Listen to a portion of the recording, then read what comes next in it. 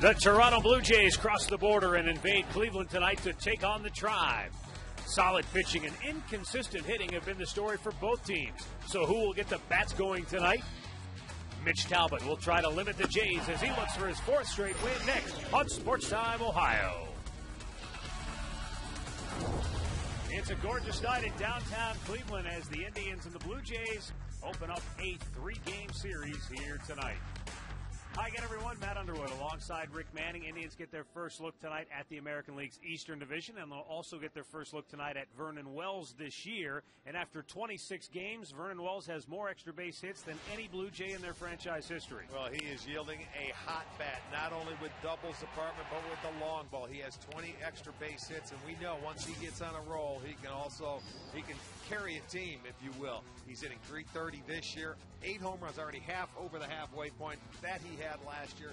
12 doubles, that leads the league, and he's leading the league in extra base hits, so he's off to a terrific start. Left-hander Brett Cecil will pitch tonight for Toronto. For the Indians, it's Mitch Talbot. Since 1952, only Charles Nagy has a better rookie earned run average after the first month of the season than Mitch Talbot's .205 that he brings in here tonight. Well, you know, you go back to his very first start is the only time he scuffled against Detroit. He gave up runs early, and he settled down in his last 2 innings. But since that point, he has gotten the ground ball. He's been able to get the left-handed hitters out. He's going with 3 pitches or less. He's done a terrific job. Brett Cecil had a career high 9 strikeouts against the Indians last year. Mitch Talbot will be the first time he is facing the Blue Jays tonight.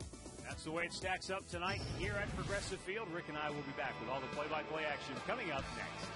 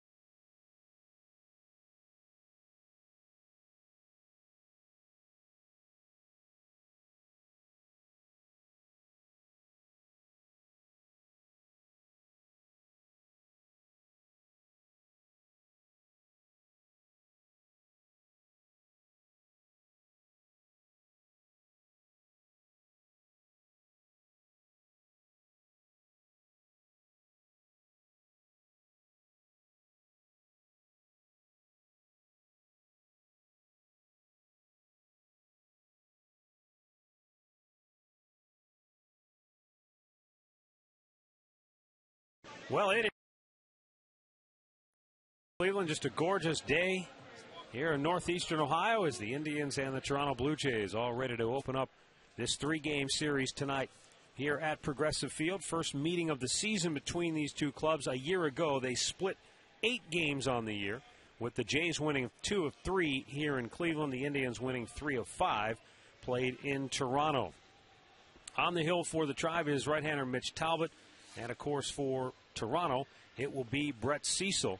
And an interesting matchup because you've got the Blue Jays who come in here, the most prolific extra base hitting and home run hitting team in all of Major League Baseball. But when it comes to just plain old getting hits and hitting for average, they're at the other end of the scale, which is sort of an odd combination. Well, it is. What that tells me is that they hit a lot of home runs, and they strike out a lot. But those home runs, they are 5th in the league in runs scored. So, I mean, they're putting runs on the board. They're a tough team. They may not hit for average, but you do not. I mean, they're a team that you might be able to strike out, but we don't have a strikeout pitching staff. We got a ground ball contact pitching staff. Let's take a look at tonight's injury report while we have a moment, as you see Mitch Talbot making his way to the dugout. Injury report brought to you by the attorneys at Friedman, Damiano & Smith. When you're injured, depend on them. Find Friedman, Damiano & Smith online at fdslaw.com. Kerry Wood starting his rehab assignment tonight in the minor leagues. We'll give you an update on that if it becomes available. And Indians obviously hope to get Kerry Wood back very soon. Meanwhile, lots of injuries for the Toronto Blue Jays. Most recently, Brian Talent going on to the disabled list. And 7 guys on that DL. Number of pitchers on that list. 7 guys on the DL.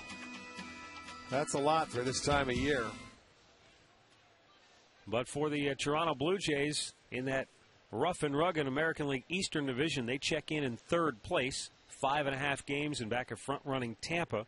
The Indians also in third place in the AL Central, and also 5.5 games off the pace, chasing front-running Minnesota after the Twins took 2 of 3 here from the Indians over the weekend. You know, this will be the first time we're playing an Eastern Division team, and Tampa off to a great start there, 18-7, followed by the New York Yankees, a game and a half behind. You can see Toronto at the even water mark. Boston's struggling a little bit, but yes, they Boston came into Toronto and they did some damage. They saw some good pitching, did Toronto, and then, of course, there's Baltimore who's struggling, but they have picked it up. And in the American League Central Division, we saw Minnesota over the weekend. Detroit, though, they are really surging. The Tigers have won 5 in a row, and they are just a half game in back of the Twins in the AL Central, with the White Sox just a half game in back of the Indians, along with the Kansas City Royals. So everybody bunched closely together in pursuit of Minnesota. And the question is, Rick, will anybody catch them this year? Well, it's hard to say. I think Minnesota overall, because we did see Detroit, they have probably your best overall team, more consistent team. They have true veterans. I think Detroit has a lot of young guys right now that are playing very good, and we'll see what happens. They're going to come in over the weekend. They will follow Toronto in here after an off day on Thursday, so we'll get to see Detroit over the weekend, so we can wait then, and we'll make a judgment then. The Indians and the Blue Jays rank 8th and 9th, respectively, in the American League in terms of overall earned run average. And I think there were a lot of folks who follow the Blue Jays that wondered what would become of the Toronto Blue Jays pitching in the wake of the loss of Roy Halladay, who went on to greener pastures, now pitching for the Philadelphia Phillies. But they've had good arms in their system. They've had some good young arms, and now they're getting their chance to fill in. Well, and they're going to have to continue to do that. Well, Mitch Talbot has taken the hill. Let's take a look at the starting lineup for the Toronto Blue Jays under manager Cito Gaston. Fred Lewis, acquired in April from the Giants, leads it off to the speedster in left field. Then Aaron Hill at second, Adam Lynn, the DH. Vernon Wells batting cleanup, off to a tremendous start. Then Lyle Overban, Alex Gonzalez. Jose Bautista at third. John Buck, the former Royals catcher, coming off a splendid series against the A's. And then Travis Snider will hit ninth. And tonight's starting pitcher brought to you by the Indians Team Shops. Spend $50, get 2 free Tribe tickets. It'll be Mitch Talbot on the mound, making his 5th start this year. And he has been outstanding for the Indians. After his first start April 10th in Detroit, he has been brilliant. 3 straight wins, and in those last 3 starts, a .84 ERA. Average hitters hitting just .227 against him, which is 19th lowest in the American League, and he has been very good. Tough against left-handers. They're hitting just .167 off him to this point. Let's take a look at the Home Depot doing more on defense. Indians defensive lineup. In the outfield, Kearns, Sizemore, and Chu. On the infield, Peralta, Cabrera, Valbuena, Laporta. And behind the plate is Lou Marson. He's been on a roll. He's been swinging the bat very well. That's more savings, more doing. That's the power of Home Depot.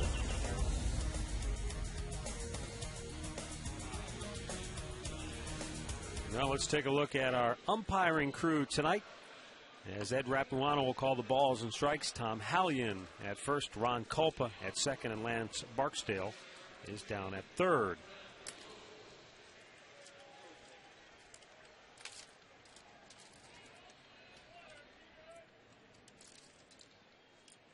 Tom Hallion, the crew chief on this staff, at first base tonight on the umpiring crew. Here's Fred Lewis stepping in to get us underway.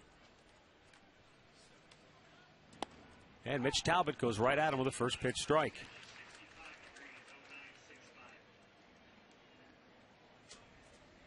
Lewis went to the Blue Jays from the Giants in exchange for either some dough or a player to be named later. Sometimes it's cash consideration. Yet to be determined. Yeah, sometimes they'll get another player. I don't know if that's contingent on how many at-bats he gets, how he plays, but here's the 0-2. Bouncing ball up the gut, backhanded by Valbuena, and that's out number 1.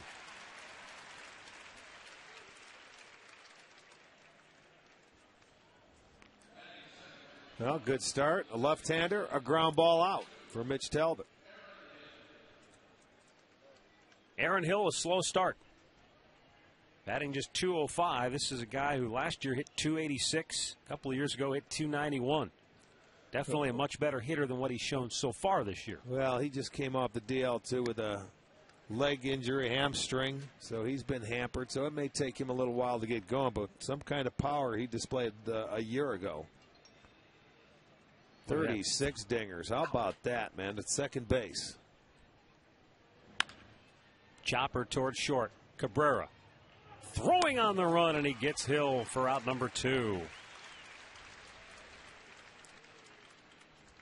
5 play made by the Indians shortstop as Dribble Cabrera. You know, this is going to be a good matchup for Talbot tonight because he has not allowed an extra base hit in the last 20 innings. And you mentioned the power and the doubles that this team hits. They're first in the league in doubles with 71. They're first in the league in home runs with 38. So he's got his work cut out for him tonight. And they're a free swinging bunch because on the first pitch, their average when they swing is .331 with 12 home runs out of their 38 have come on first pitch. The 1-0 pitch down low. If you know that, and now I know that, you got to believe Mitch Talbot and Tim Belcher know that. Sure they do. How do you adjust accordingly? You can't just go up there and throw ball 1 all night long. No. You go up there and throw strikes. You want them to put that ball in play. They're going to be aggressive. Just throw a good quality strike 1.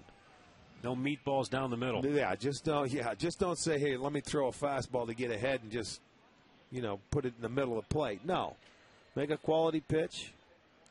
For Mitch, I wouldn't tell him that. Just keep doing what he's been doing. Good point. Lynn draws a 4-pitch walk.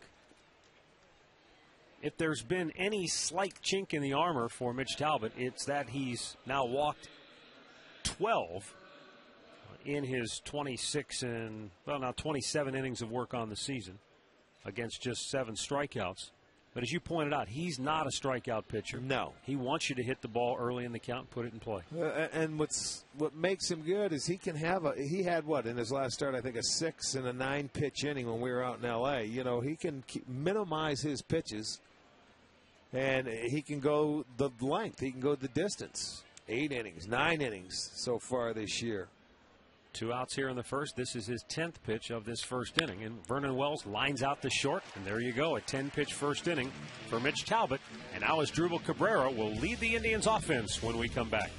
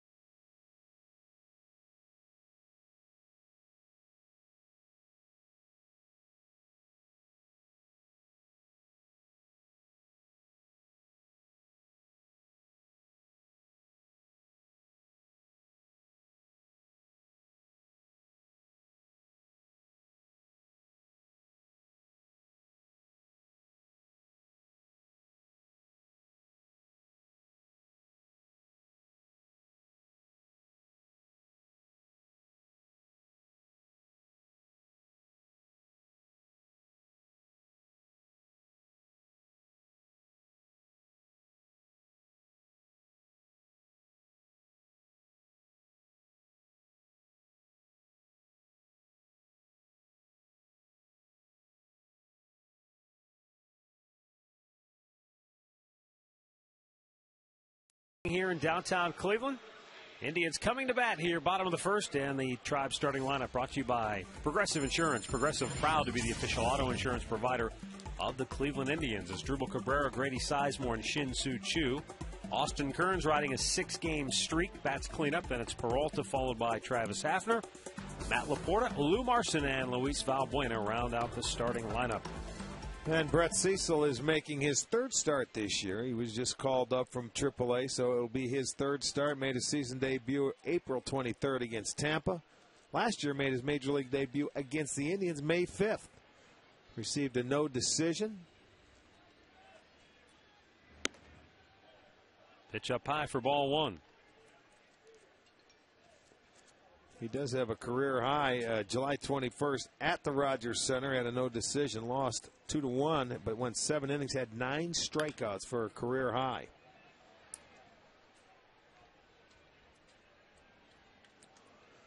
Left-hander's got the fastball, good big curveball.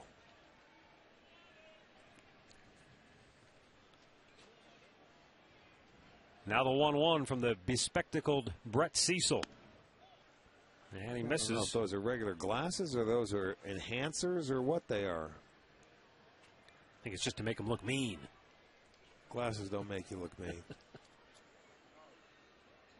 Breaking ball bounced to third, backing up Bautista.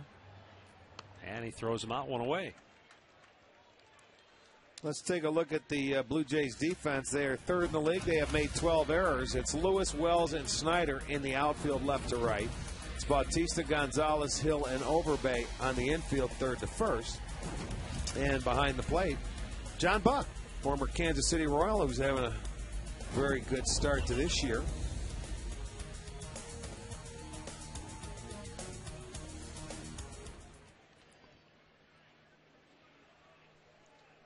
Grady Sizemore has had his trouble against left-handed pitching. Steps in. Just 3 for 36 to start the year against the Southpaws. And he looks at strike one. Well, that's a long battle uphill trying to get you throughout the course of the year to get it even back up there and be respectable, isn't it? Now the 0-1. 1 ball, 1 strike. Jays pinching in at the corners for Sizemore, who rarely bunts. And that's fouled back. 1 ball and 2 strikes. Interesting story about Brett Cecil. Early this year in spring training, he cut his thumb with a knife in a kitchen mishap. And because of that, he was restricted early in camp to throwing just fastballs and changeups. And the result was a much better changeup and a realization that he didn't have to lean so much on his curveball as he throws out Sizemore.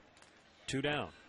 So through adversity, he refined the changeup, and it's become a much better pitch for him. 2 down for Shin-Soo Choo, batting .315 on the season coming in. 4 home runs, 16 runs batted in.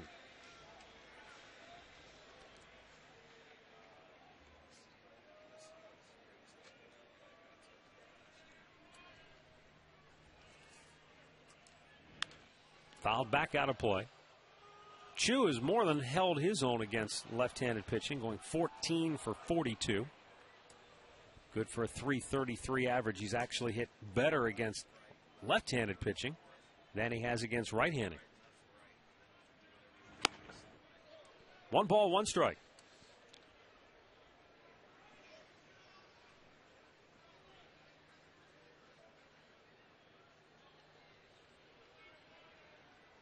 Cecil with a 1-1 and a high pop should get him out of the inning. Fred Lewis is there, and the left fielder makes the catch. Indians go 1-2-3, no score after an inning.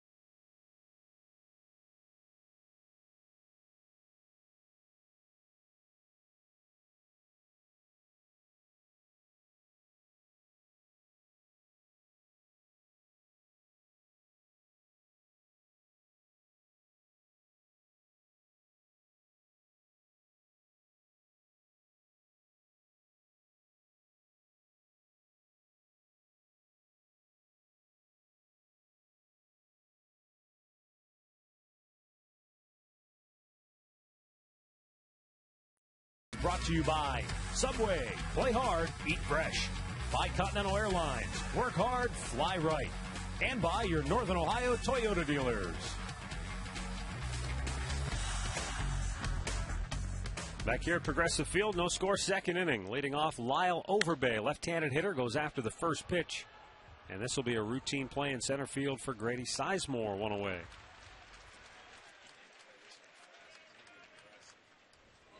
So those aggressive swinging Blue Jays, who Rick told you how much they love that first pitch. Yes, they do. And you know what? I have no problem. Dwayne Murphy is the hitting coach this year over there, and his philosophy is, hey, look, get that front foot down on the ground, get your hands through, and if you see a fastball you like, get after it. To me, that's old school. I like that thought process. Just don't swing at a first pitch if it's a curveball. If it's a breaking ball your or pitch. no, if you like the pitch and it's a fastball, get after it. Why? I mean, it doesn't have to be middle of the plate in.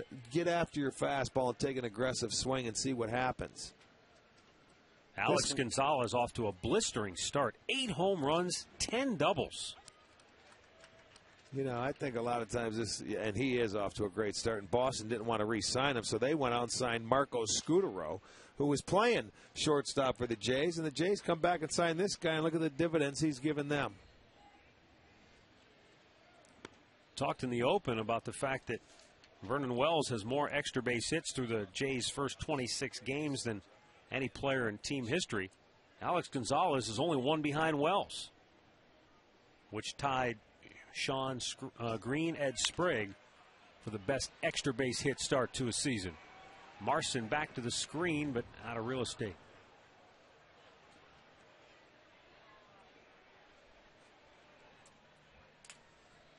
$20 extra base hits for Wells, 19 for Alex Gonzalez. Well, the way this guy plays shortstop, you know, he's already hit as many home runs as he did last year. It's terrific. Any offensive production he's going to give you. Now, remember, they're hitting on that turf up in the dome. You know, so I think it's a little easier to field on that, and it's a better doubles ballpark. Talbot with the 2-2. And a ground ball in the hole by Cabrera.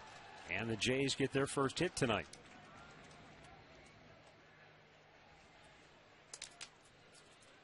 One on, one out for Jose Bautista. Nice piece of hitting here. Gonzalez going out and just pulling it into the hole. Well, he did a nice job of keeping his hands back. He was the first guy in that lineup to see more than 5 pitches.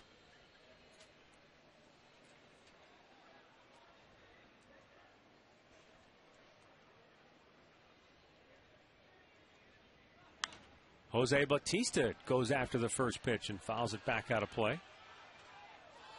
Former 20th round pick of the Pirates back in 2000.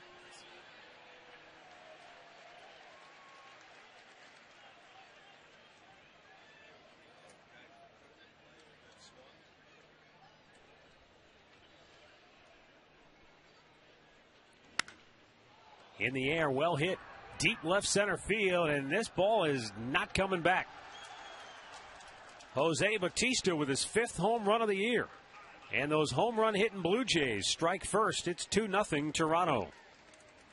Well, they are aggressive, man. They get up there and they get after it. Their major league leading 39th home run of the season. That's the 3rd home run given up, and you see that ball on the inner part of the plate that he's able to turn on. That's the first extra base hit that Mitch Talbot has given up in well over 20 innings. And that one reaches a seat, comes back, and Toronto will take an early 2-0 lead. Well, at least they waited today until the 2nd inning, because Minnesota had a 2-zip lead every game in the 1st inning. John Buck with a line drive to left, 2 down. Tonight after the game, join Chuck Galletti for Chuck's Last Call. He'll take phone calls and emails following the Conrad's Tire Express and Total Car Care post-game show. It's Chuck's Last Call tonight after the game right here on STO. 2 down for Travis Snider, who missed yesterday's game with flu-like symptoms. He smashes it the other way. They're swinging from the on-deck circle. Snider's digging for 2, and he'll go in standing with a 2-out double. 3rd hit of the inning for Toronto. Well, already with a home run and a double in the game. I mean to tell you, these guys, they're turning into Bible hitters. Thou shalt not pass. I mean, that ball gets up there. They see it. They hit it.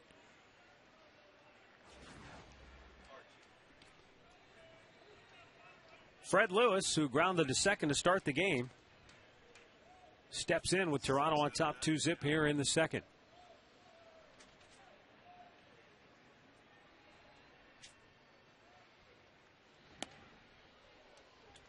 And Talbot backs him out of the way.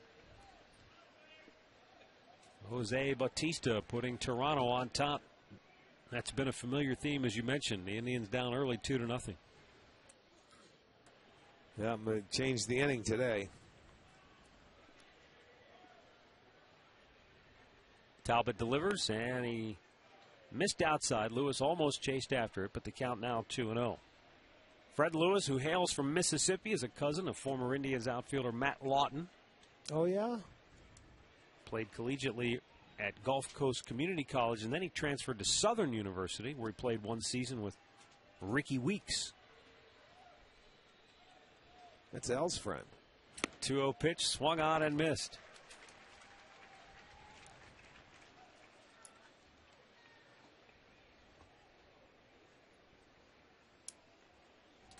This guy actually, Rick, played football and baseball while he was at Mississippi Gulf Coast Community College. And once he transferred to Southern, he focused on baseball solely. But good athlete.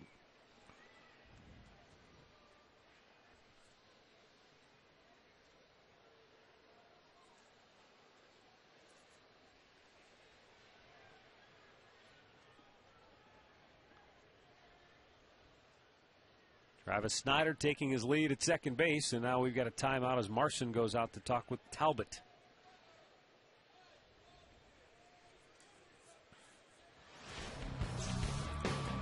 Well, you're going to look at first time through. 4 out of the 9 guys put it in play on the first pitch. There's 2 outs.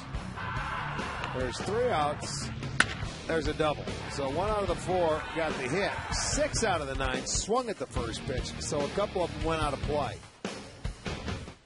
So you talk about being aggressive. That's exactly what they were that first time through the lineup. 2-1 is a beautiful pitch in there for a strike to even the count at 2-2.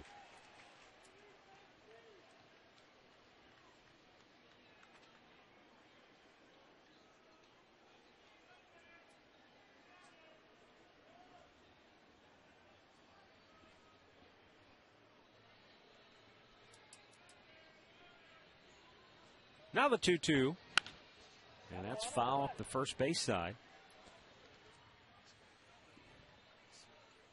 These Blue Jays hitters are not bashful.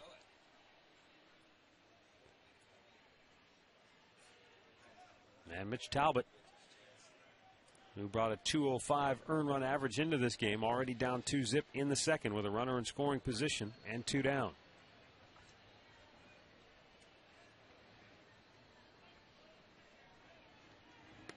Breaking ball struck him out looking. Talbot gets his first strikeout, but the Jays strike first on the scoreboard. They lead it 2-0 middle of the second.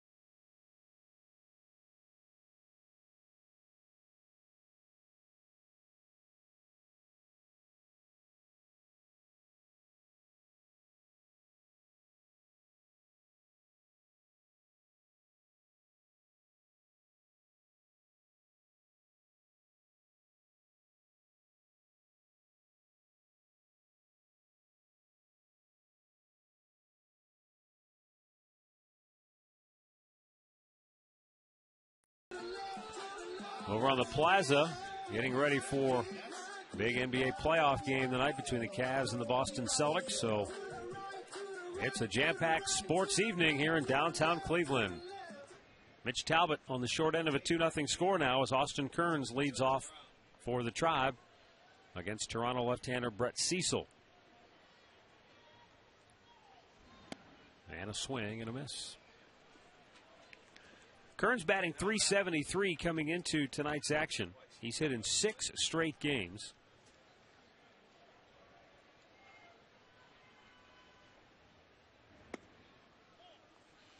One ball and one strike.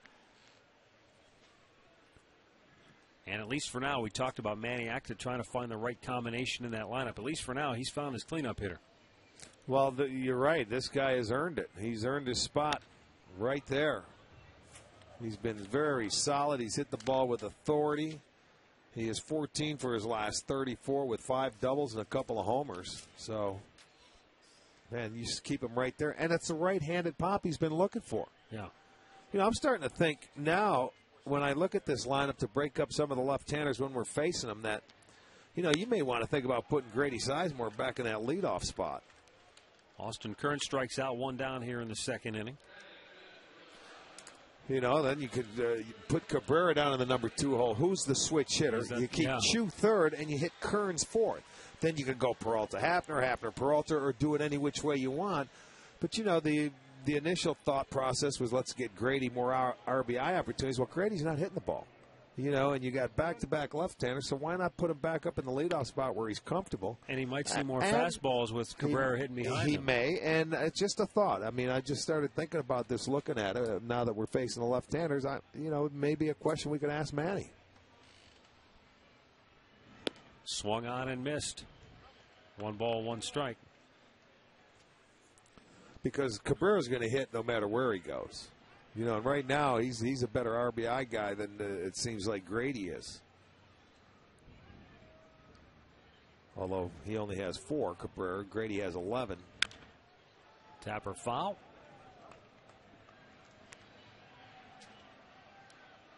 And Steve Smith picks out a fan to toss the souvenir to, and that young man will go home happy. 1 down, bases empty. A 1-2 count on Johnny Peralta.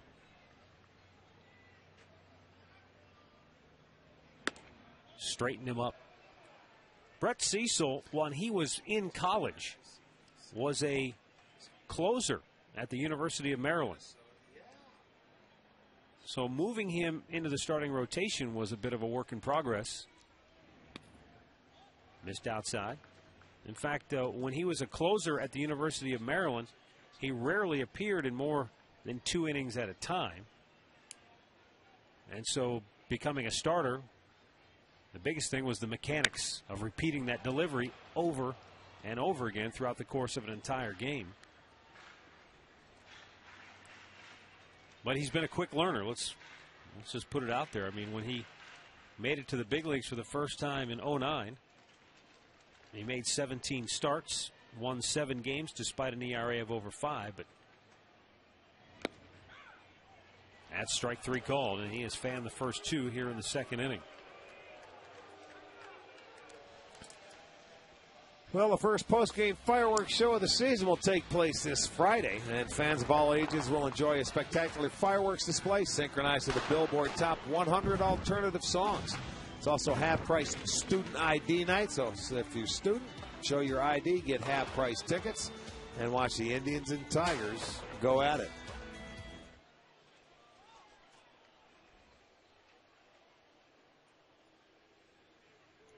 Now Travis Hafner goes after the first pitch and a routine bouncer to second. 1-2-3 go the Indians. 2-0 Toronto after 2 innings of play.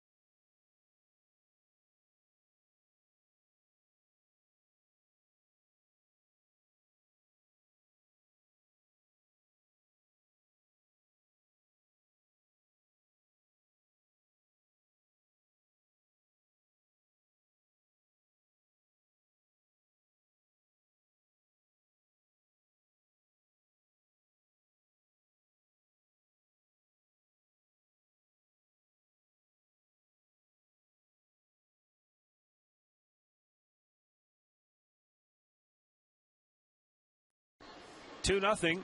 Toronto on top. As we go now to the third inning of play here at Progressive Field.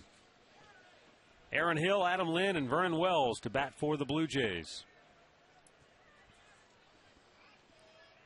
Aaron Hill bounced out the short his first time up and looks at a ball down low.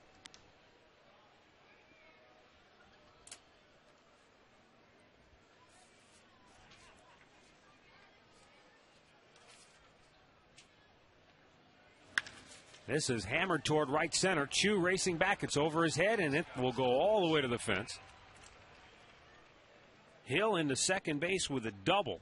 And that's already the third extra base hit today for Toronto. These guys, they get up and swing it, man. They don't mess around. They're averaging just 2.6 pitches per batter out of the first 11 that they see. And he gets a ball out over the plate, and he just stayed right on it, man, and smokes it to right center field. That's his fourth double of the year.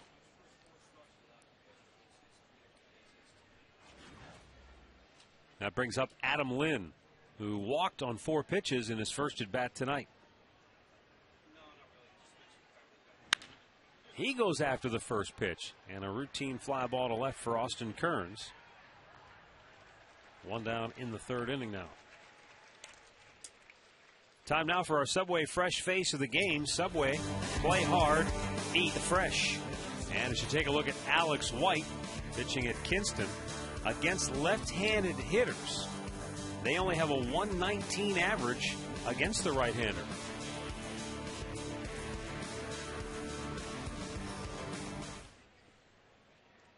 Vernon Wells lined to short. And that was a first pitch. Yes, it was. Yes, it was.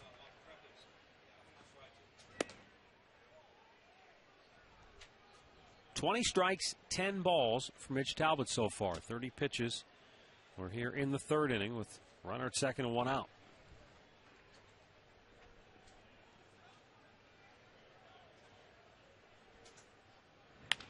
And Wells bidding for an extra base hit. Pulls it foul. Yeah, change up.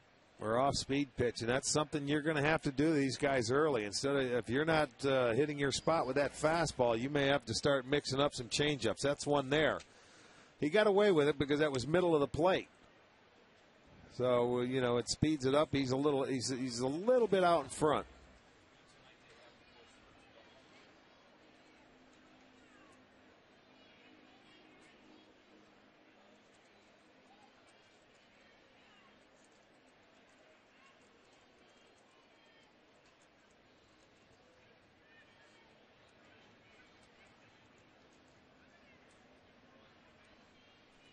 Next pitch outside. And it's 2-1 now on Vernon Wells.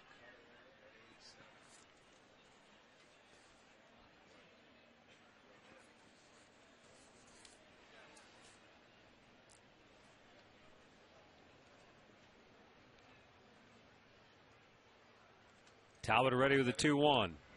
Back up the middle, and that'll get through. Coming around third, Aaron Hill. He's going to score. And Vernon Wells has made it a 3-0 Toronto lead, where he drives in his 19th run of the year.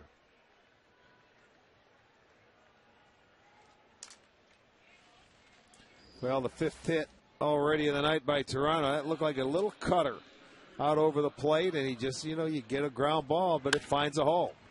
Right back up the middle. So in comes Hill. He scores easily. It's now 3-0 for Wells, his 19th RBI on the season. Here's Lyle Overbay, flied to center his first time up. I think you can see why this team is like 5th in the league in runs scored. You can see how they swing the bat. They get up there and they do it with authority.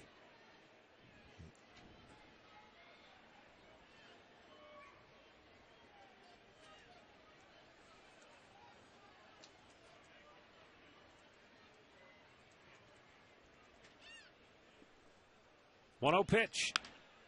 Popped out of play.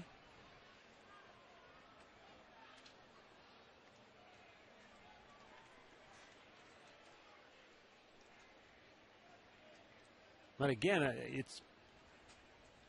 Now, I suppose as a pitcher, there's a little bit of a dilemma. If you throw strikes, they're going to be aggressive and hit the ball hard. That's okay. If you start nitpicking, though, you're going to walk guys and put people on. That's not good either. Stay aggressive, throw strikes. You got to change speeds. You got to keep them off balance. They are geared early in that count for that fastball, so you're going to have to mix that changeup up or a breaking ball for strike one. I mean, you don't come out of your game plan if you're Mitch Talbot, but these guys, he knows they're aggressive. They've already run into one, and you just have to change speeds. They're going to put the ball in play. There it is. There's the changeup. You throw a few of those, and then you'll keep them back a little bit on that fastball. Good pitch. Watch how far. He's, boom, bottom drops out. He's way out in front.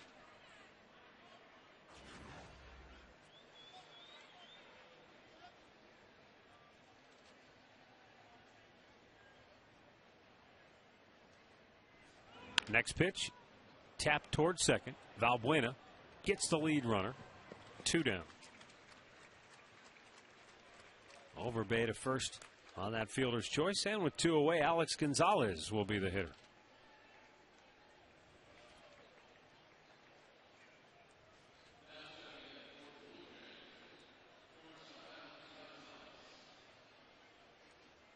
Alex Gonzalez was originally a Florida Marlin. Signed with the Marlins organization back in 1994.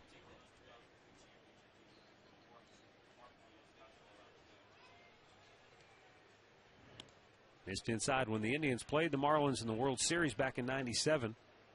Young Alex Gonzalez was just finishing his second year at Double-A. Next year he spent at Triple-A, and then before that season was over, got his first taste of the big leagues. And other than a rehab stint, he's never been back to the minors.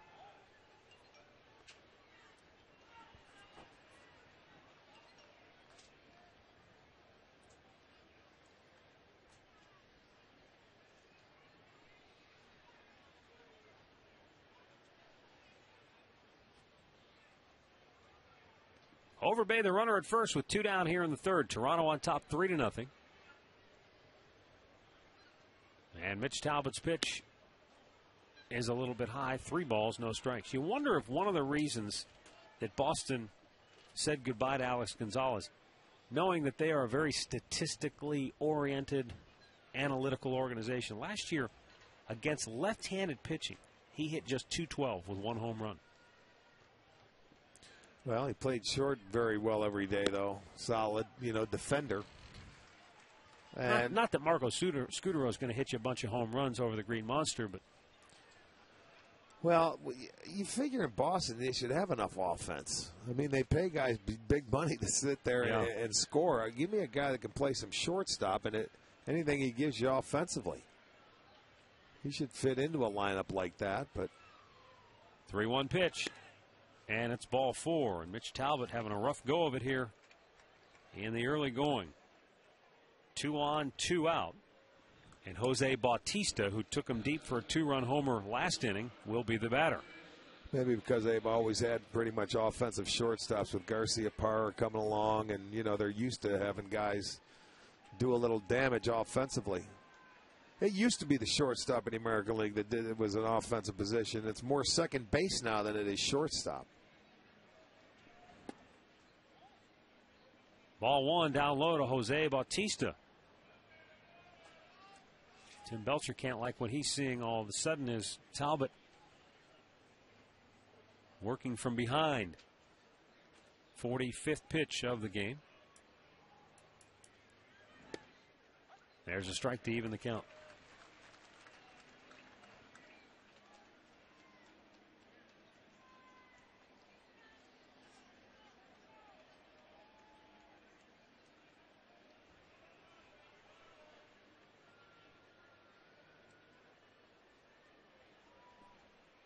Now the set on the 1-1. A little bit low.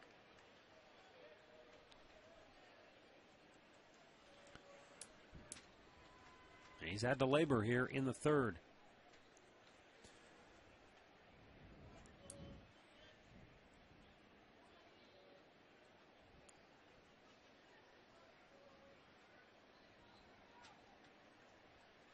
Now the 2-1.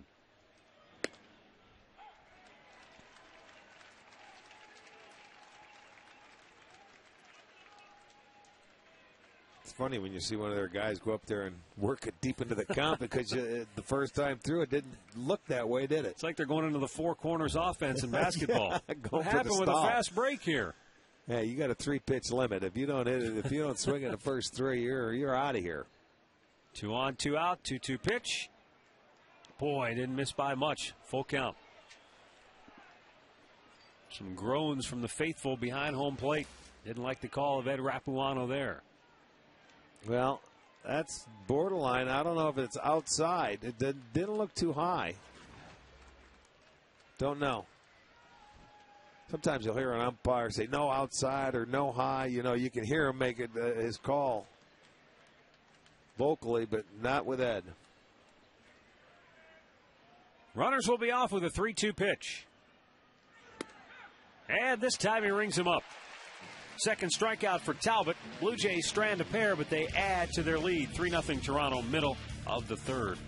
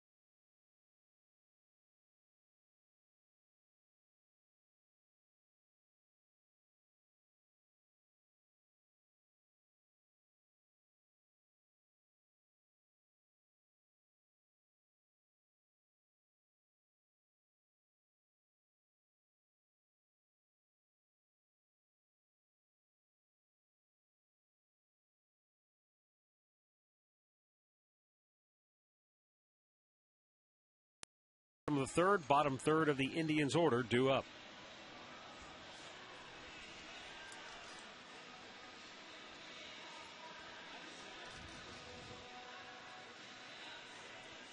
It'll be Matt Laporta, Lou Marson, and Luis Valbuena.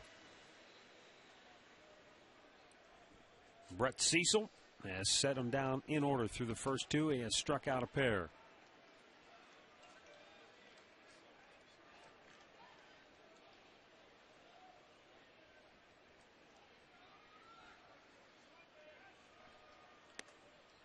Misses outside, ball one to Laporta.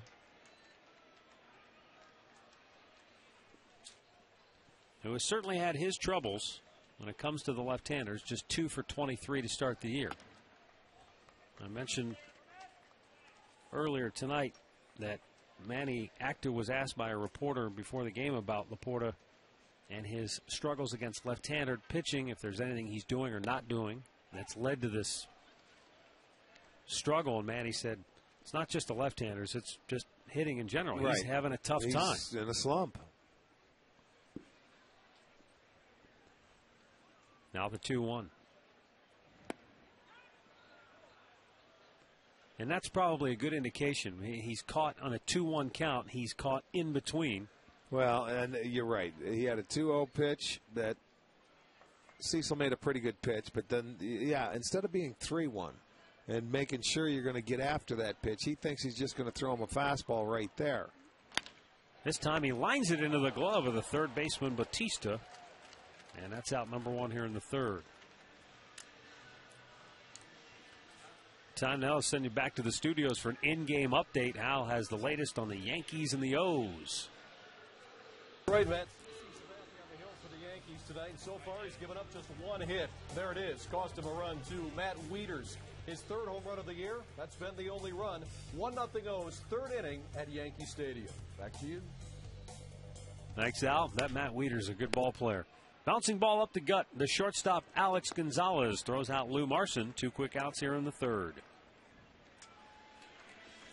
And right now, Brett Cecil, the left-hander from DeMatha High School in Dunkirk, Maryland, is cruising right along.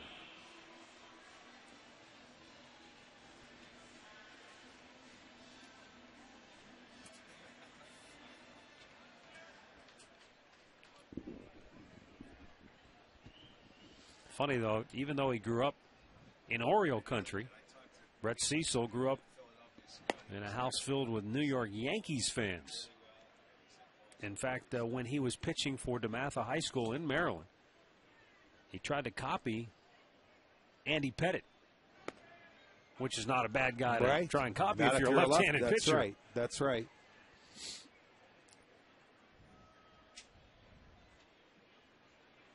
The 0-2 to Valbuena, and he rung him up quickly. 9 up, 9 down through the first 3 for Brett Cecil. 3-0 Toronto.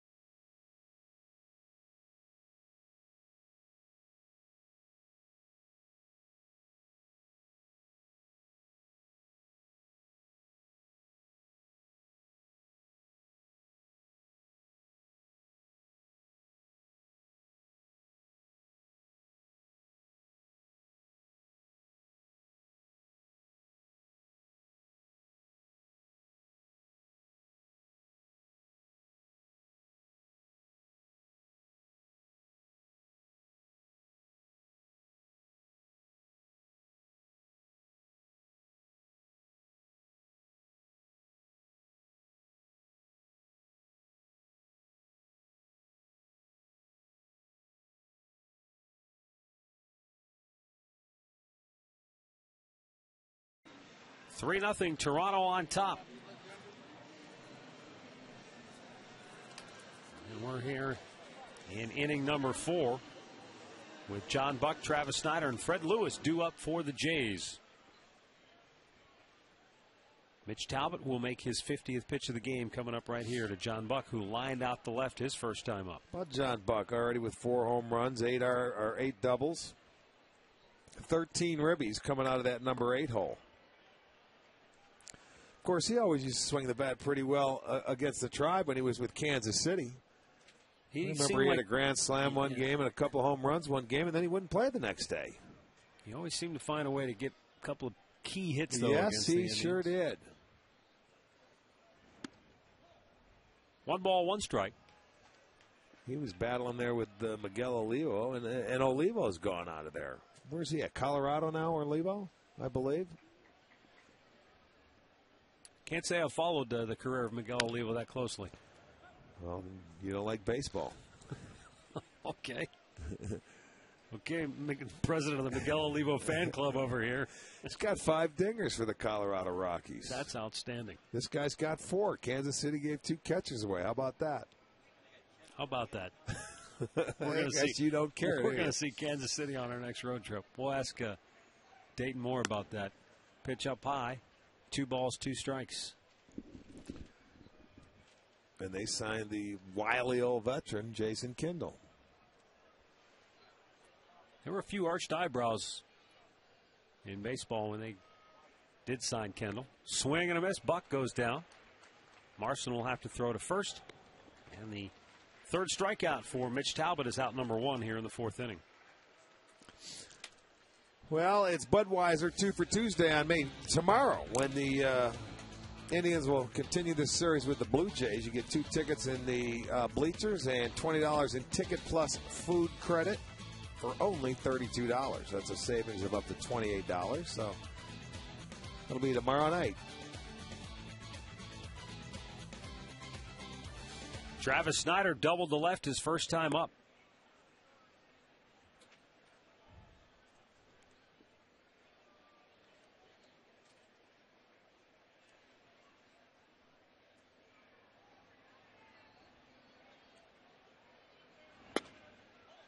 Didn't miss by much. No, that's a pretty good pitch right there going inside. The scoreboard update is brought to you by Wendy's. You know when it's real, it's Wendy's. And Snider knows when he's hit a home run. Jeez. Didn't you say this kid had the flu yesterday? Flu-like symptoms. Well, that's his Poor 4th home run sick this year. 2nd home run tonight for Toronto. And already their 4th extra base hit of the game. That was a laser beam. I mean, that one didn't get more than 15 feet high, did it? That got into about the 3rd row in no time. Watch. Here's a shot right there. Boom. Look at that thing. That is a severe. Don't try to catch that with a bare hand. 2.8 seconds to get out of here. That's like a 2-iron. It's one of Jim Murphy's 2-irons out of here. 4-0 Toronto. Former first-round pick of the Blue Jays, Travis Snider. Fred Lewis 0 for 2 tonight, and now 0-2 the count.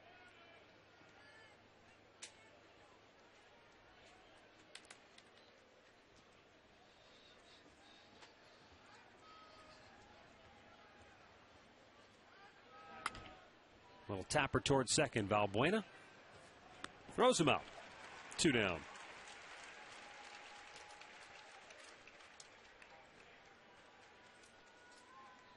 That brings up Aaron Hill, who doubled and scored in the 3rd. Well, it's the lineup almost doubled their pitch count going through the first 2 times. The first time he had to go through that Toronto lineup, he threw 20 pitches. Second time, 37.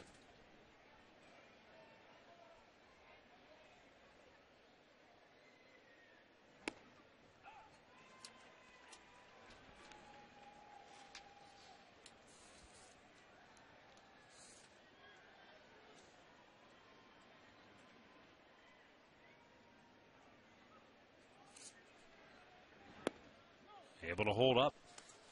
I'm going to send along happy birthday wishes to Cheryl Eamon, who is turning 24. Happy birthday, Cheryl. She works up in the Terrace Club. And Rick Sari is 56 from Ashtabula. Happy birthday to you as well, Rick.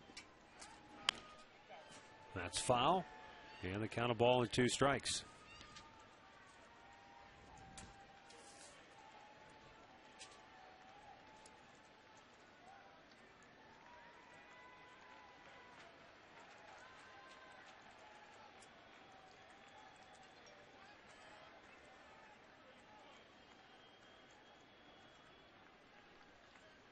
Good look, and that pitch is lined towards center. Here comes Grady with a diving grab to make it for out number 3.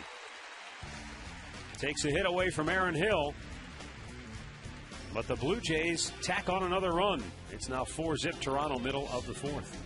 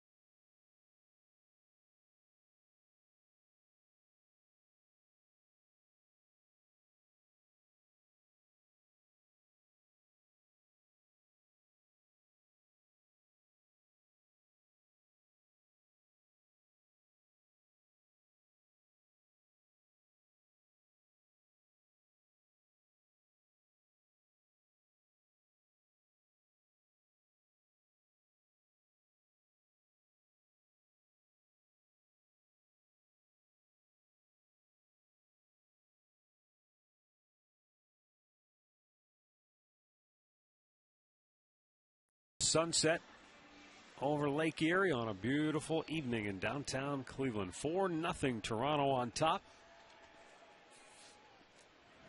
And Asdrubal There's Cabrera. that big curveball. Looks at a strike. Asdrubal grounded to third his first time up. Brett Cecil has faced 9 Indians hitters. He's retired them all, striking out 3.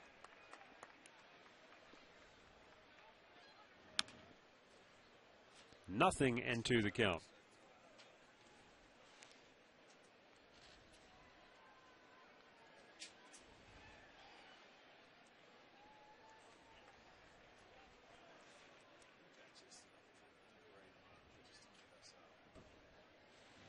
And he got him.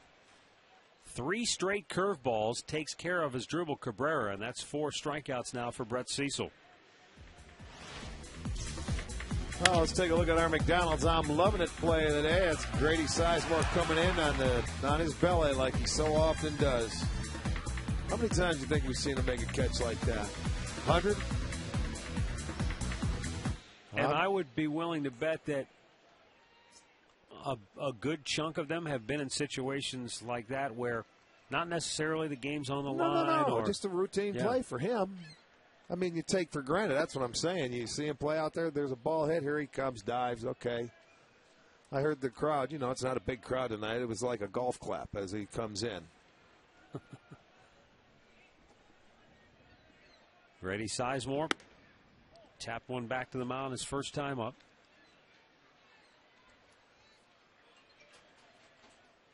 I think he pretty much set the bar for himself when he dove on the warning track in a game where I think the Indians were down by 8 or 9 runs early in his career. It was against Oakland. Popped it up foul, and Bautista makes the catch. 2 quick outs here in the 4th, and Brett Cecil is something special here tonight.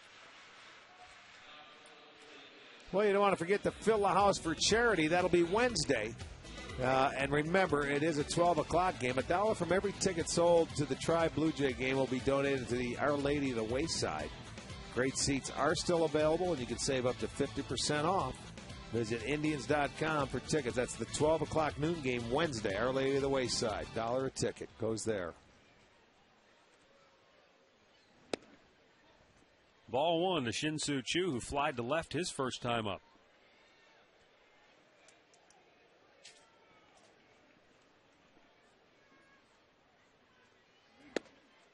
And a strike called to even the count.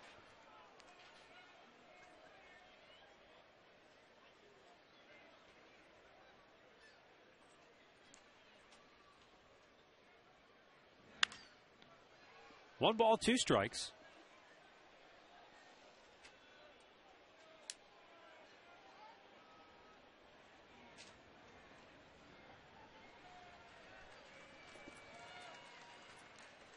And the left-hander fires, and it's in the dirt.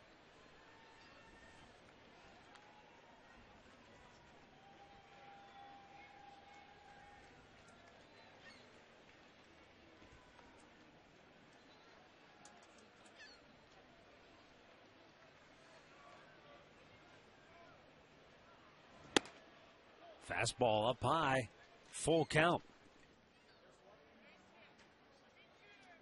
It's only a second full count tonight.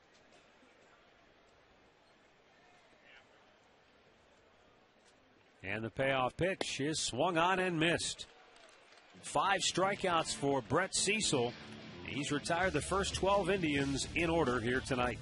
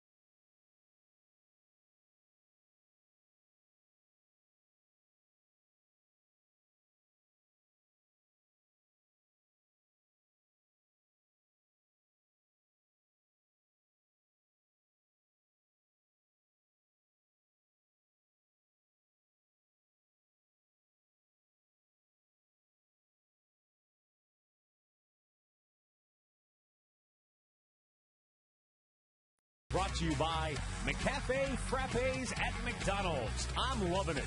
By KeyBank. Stop in and start a conversation and unlock your possibilities. And by Panini's. We're expanding. Visit paninisgrill.com for a list of new locations.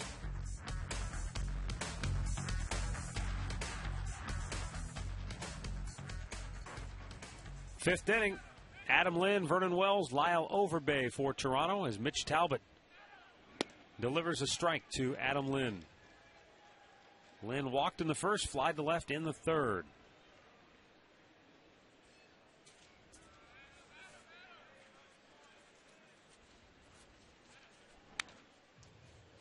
Back to the screen it goes. Adam Lynn trying to stop an 0 for 12 slump.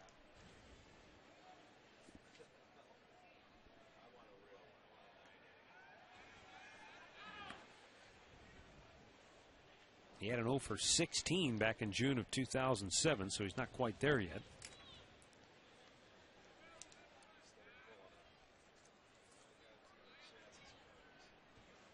The 1-2. Do they differ from slump to slump, or is there a certain point when you get into an 0 for you said, oh boy, I'm in a slump now? Well, sometimes you feel lost. You know, there's sometimes when you can't get a hit or you're at the plate and you feel pretty good. You know, you're seeing the ball well. You're just not hitting it hard, but you're hitting it at people. Okay, and then it starts to become a slump when the harder you try. You know, because you're doing everything you can. Now you start, you know, trying to do things more than you're capable of doing, and you start gripping the bat too tight, and then it starts to become mental. And when it becomes mental, you're in trouble. Well, a good sign if you're Adam Lynn is that he's walked twice tonight. As Vernon Wells comes to the plate, let's take a look at our GMC Sierra League leaders. And we talked about the extra base hitting prowess of the Toronto Blue Jays, and Vernon Wells is the leader of the pack with 20 extra base knocks coming into action here tonight. That's your league's five-star leaders, brought to you by the GMC Sierra. Never send a truck to do a Sierra's job. His teammate right behind him.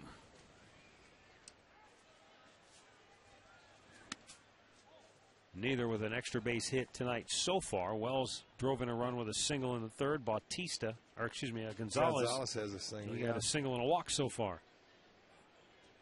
It's Bautista with a homer, Snider with a double, Hill with a double, and Snider also with a homer. Those are the extra base knocks so far for Toronto. Broke his bat. Should be two. Cabrera on the turn. Double play.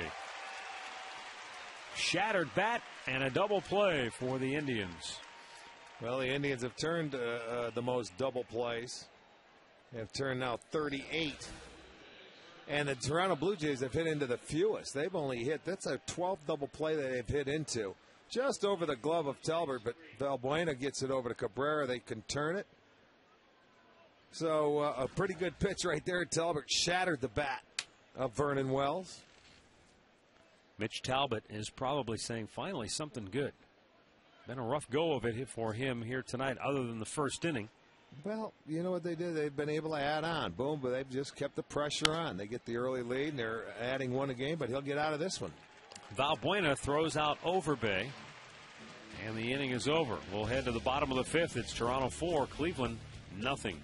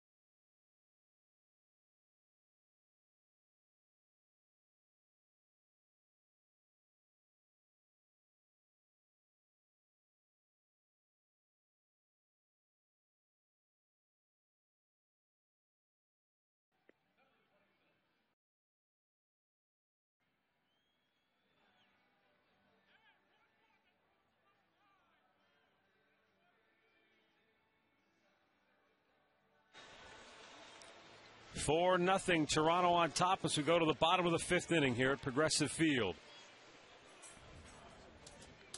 It's been the Blue Jay Bashers and the Brett Cecil show so far here tonight. Austin Kearns, Johnny Peralta, and Travis Hafner do up. And Cecil misses downstairs for ball 1. That's his 45th pitch of the night, so he has been efficient so far here this evening, if not spectacular. Bouncer towards third. Bautista, long throw on the money. 1 away. Tonight's game recap brought to you by your Northern Ohio Toyota dealers. For a dealer near you, visit buyatoyota.com. Jose Bautista's 2-run homer in the second put the Jays on top, and then they added to it on the Vernon Wells RBI single in the third, and then Travis Snider with a solo shot in the 4th. 4-zip Jays here in the bottom of the 5th inning as Johnny Peralta looks at a ball down low.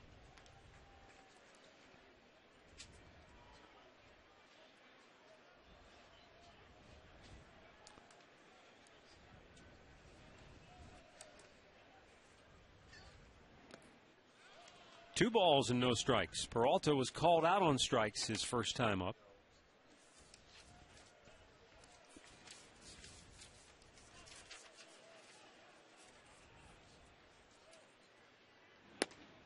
And now it's ball 3 to Johnny. First time he's had a 3-0 count tonight.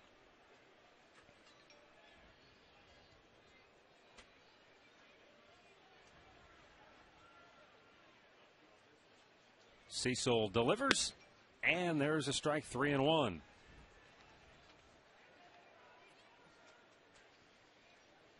Brett Cecil, first time through the order, we didn't see much of the curveball, but he broke it out here in the 4th and now in the 5th, but unable to throw it for a strike here to Peralta. But no matter, he'll get him to fly out to right field, and that's out number 2. What if that fastball is pretty sneaky, you know, because you have the count in your favor, and he's been able to dot the outside corner with it. It appears that he hides the ball pretty well. Keeps it's an arm angle. He's got a funky arm angle or something. That's why I'm thinking that ball may get on the hitters a little more. And he's got a good changeup, as you already talked about, but that curveball, he's just starting to break out to certain hitters. Told you the last start he made against the Indians was the 21st of July.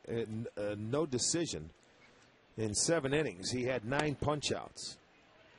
Gave up 7 hits. And in his career, this is only his 3rd start against the Indians, but he is 0-0 in his first 2 starts, but with a .69 ERA. So the Indians have had problems with this young man, although they've only faced him 2 times.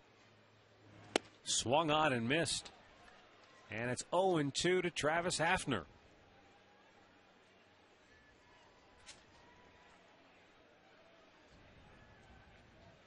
Brett Cecil making just his 3rd start so far this year.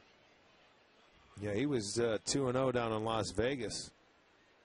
And the 0-2, boy, that was close.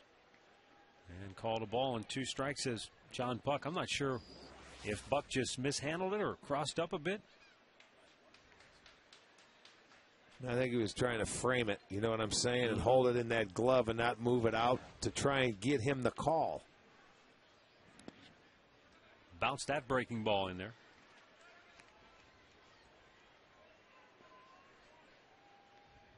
I think he is a little bit like Cliff Lee in that I believe he throws that spiked curveball. Okay. Which you know, there's a few guys that do it. It's got good great spin. Biting action. You may see it right here. The 2-2. There it was. Weekly hit to Hill. And the Indians go 1-2-3 yet again. Brett Cecil, through 5, has retired every hitter he has faced.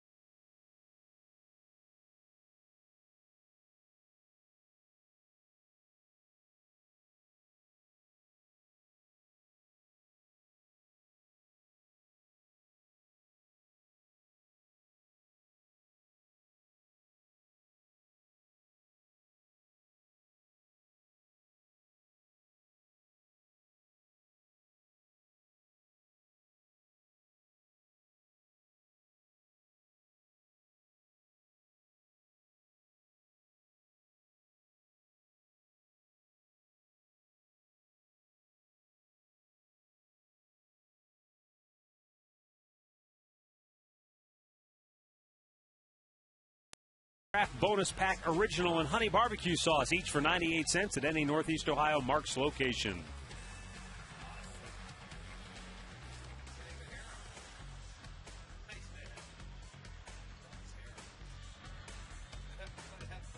Alex Gonzalez, Jose Bautista, and John Buck due up for Toronto.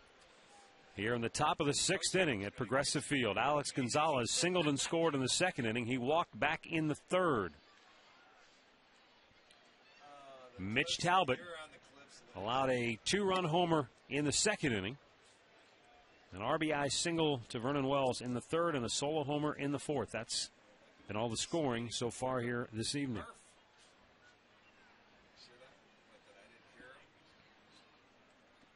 The 1-0 pitch missed down low.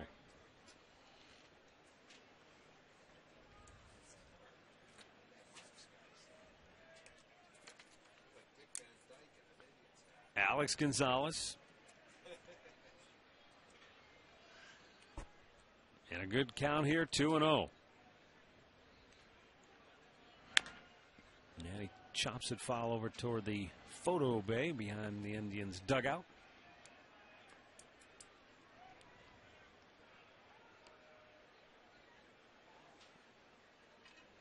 This is a Blue Jays team that comes into this game under 500 at home at 7-10, but 6-3 on the road so far this year. Strike to the outside corner.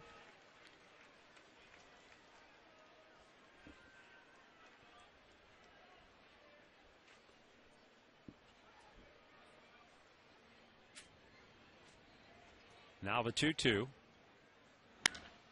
High drive right field. Chew back onto the track, and he'll pull it down.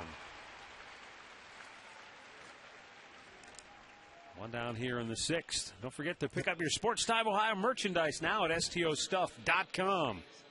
The all-new Bets Are Off talking chip clip, along with bottle opener, T-shirt, hats, and more. The bobble desks are also available. STO gear only at stostuff.com. Jose Bautista, 2-run homer in that 2nd inning, called out on strikes in the 3rd.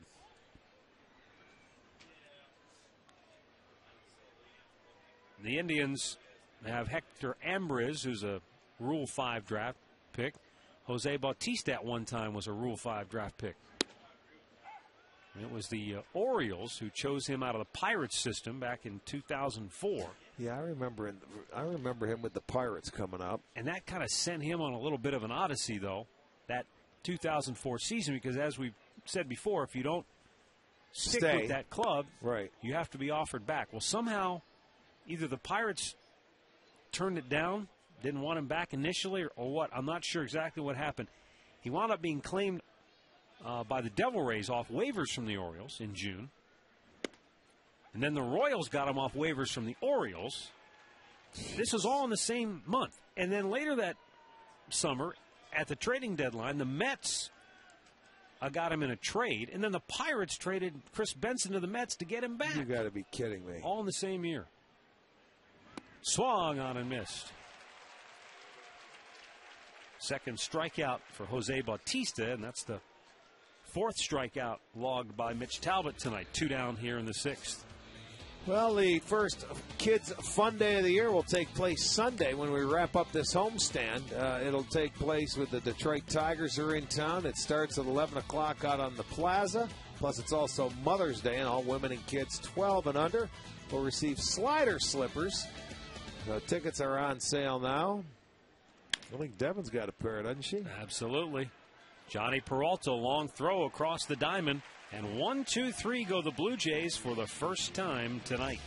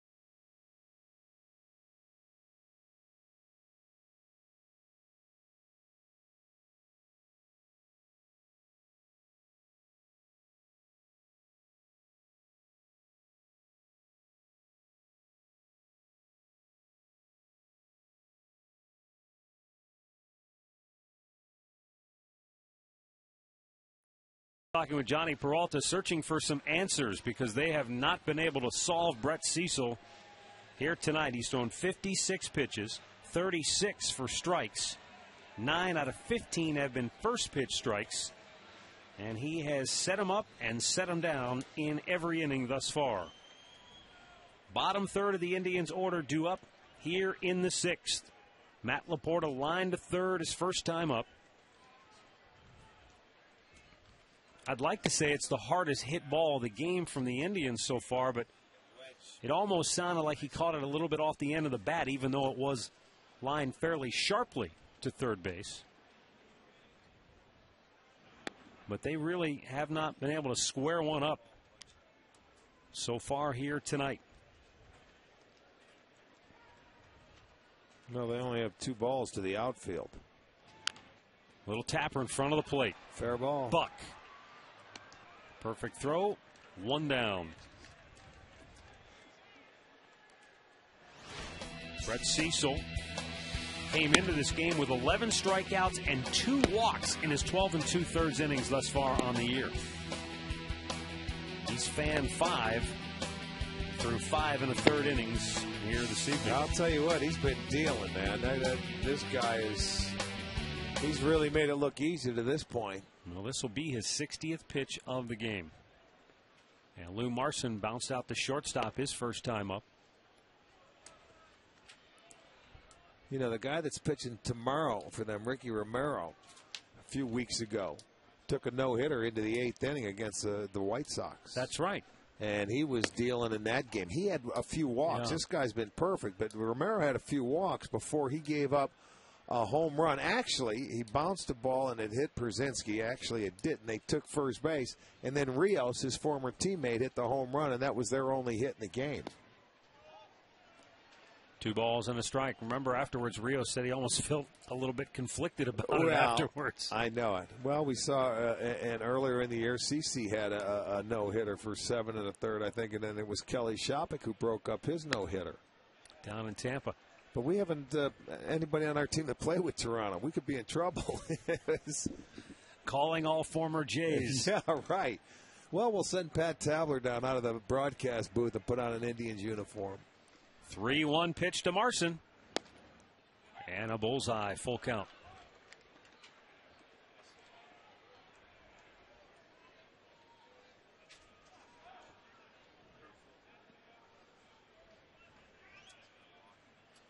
And the payoff pitch. Marson lines it down the right field line, slicing, foul into the seats. There's Pat Tabby. Tabler. Now working this year with Buck Martinez, who is on his left. There's Buck, former catcher for the Blue Jays and the Brewers and Kansas City, a number of teams, and Tabby, of course, played here in Cleveland with the Jays. Those guys have some serious hair, don't they? Yes, they do. Yes, we do. And, you know, Barker's had that perfect game against the Blue Jays, May 15th, 81. It's only May 3rd, but, ooh. Pretty struck him out looking, and that's a half dozen strikeouts for Brett Cecil here tonight. Have you ever seen this clip? I saw that. He before? was pinch hitting for Buck Martinez, as a matter of fact. And then that came in. Yeah, that's a long time ago, 28 years ago. Holy smokes. There's Charbonneau, Hassey, High Toby you were Harrell. jumping. I could get on. I could get up for a... Luis Valbuena takes a strike. For what? A guy from Niagara Falls, New York? No, I was going to say something else, but I'll just let it ride. The 0-1 to Valbuena. He chops it foul over past Sandy Alomar. If I remember right, Rick, didn't Sandy Alomar break up a perfect game of Mike Mussina once Yes, upon a he time? did. Yes. In Baltimore? In Baltimore. It was in the 9th inning. Sandy and I talked about that this year on the plane. The 0-2 pitch. Valbuena swings and misses. 7 strikeouts for Brett Cecil. Perfection through 6.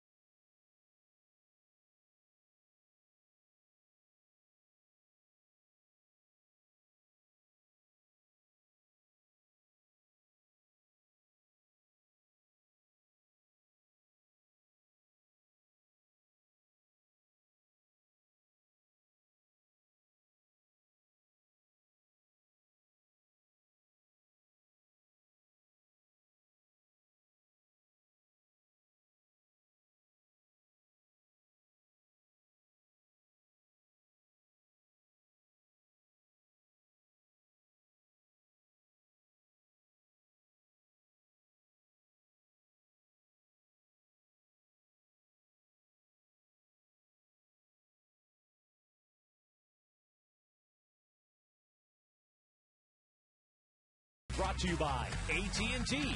Find out more of what's possible at att.com. AT&T, rethink possible. By the Sierra from GMC. Never send a truck to do a Sierra's job. And by Wendy's. You know when it's real. Wendy's.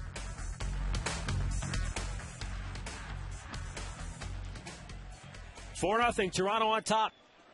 As we go to the seventh inning, Mitch Talbot to face Travis Snider, who's had a big night, a double and a homer. And he pops this one sky high into the seats.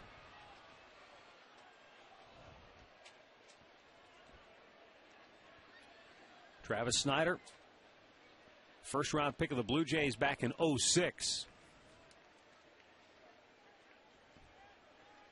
From the same home state as Grady Sizemore from the great Northwest.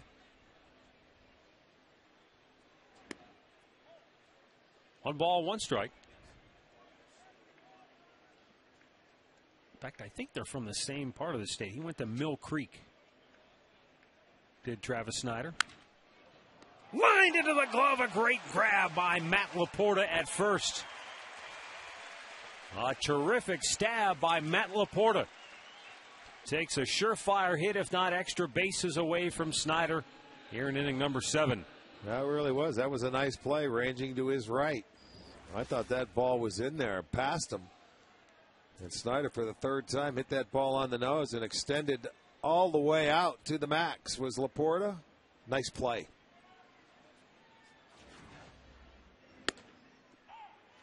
Fred Lewis 0 for 3 tonight.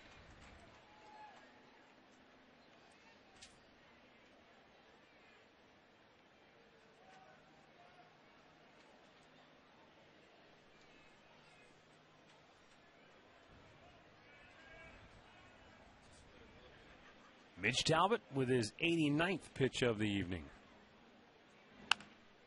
And a squibber to third where Johnny Peralta takes care of that 2 down. Well, lunch in 3 innings will return on Wednesday as the Blue Jays wrap up their series here. You can spend your lunch break at the ballpark, get a game ticket plus $10 in Tickets Plus, a food credit for just $15. Call 216-420-HITS.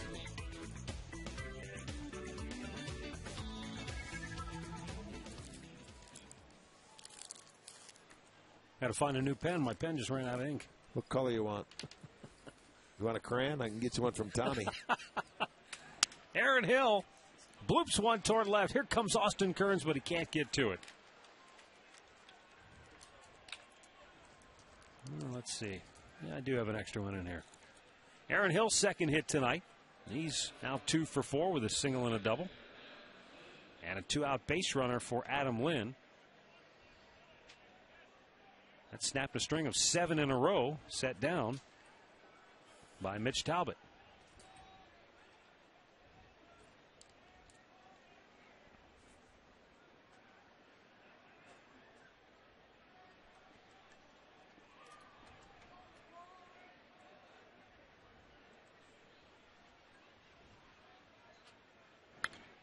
Back over the screen.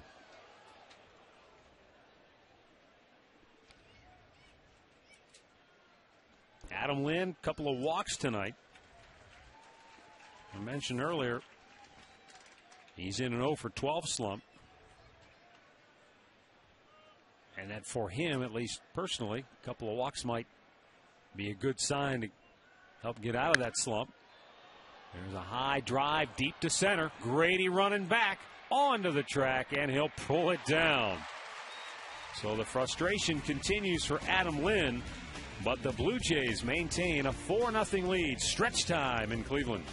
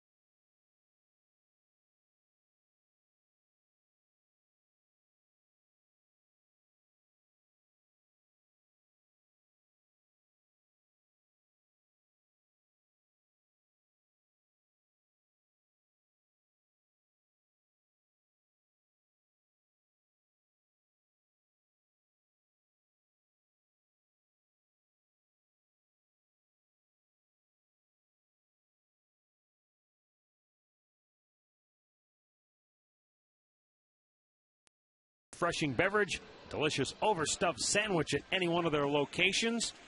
Log on to paninisgrill.com to get a list of all their spots. And don't forget their Chagrin Falls location will be opening soon. Here it's 4-0 Toronto, bottom of the 7th inning, top of the order for the Indians. Brett Cecil has mowed them down tonight. 18 up, 18 down. And Asdrubal Cabrera is 0 for 2 with a ground out and a strikeout.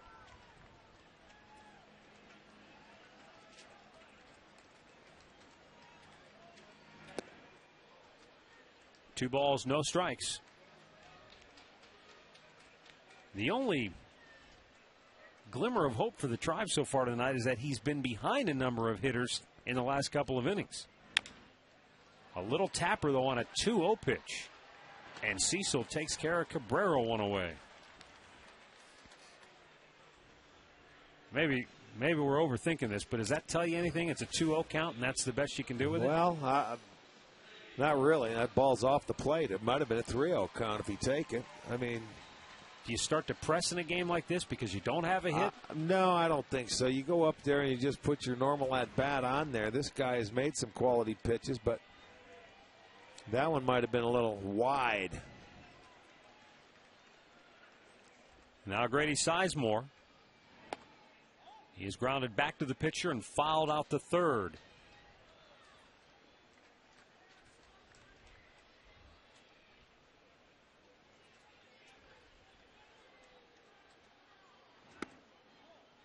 There Too you high. go, another 2-0 count. Bautista even with the bag at third base. Overbay backing up at first. This is his 4th 2-0 count tonight. Now it's 3 balls and no strikes. He's been here before, but he's been able to come back and get every Indians hitter when he has fallen behind. 3-0 delivery. And a strike called.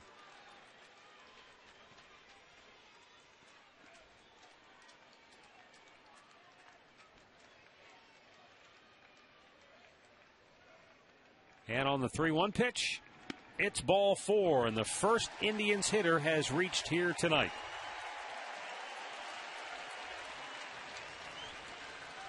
That breaks up the perfect game. And Shin-Soo Choo will be the batter, 0 for 2 tonight.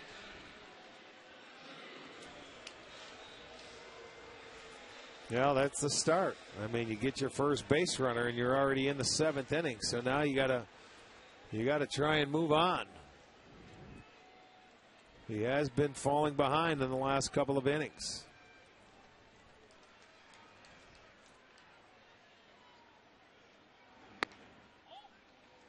Ball 1 up high to Shin-Soo Choo.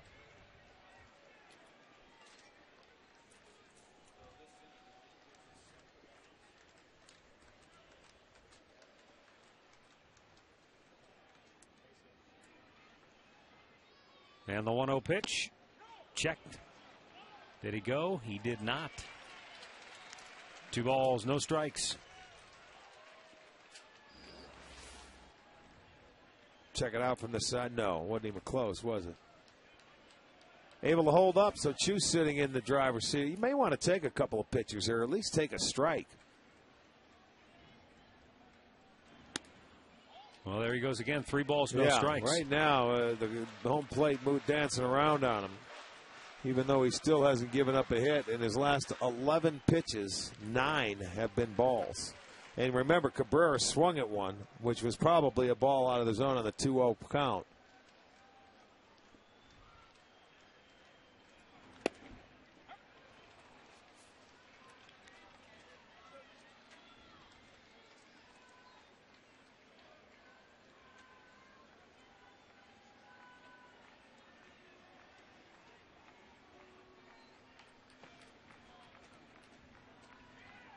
Tribe down 4-0, 3-1 pitch.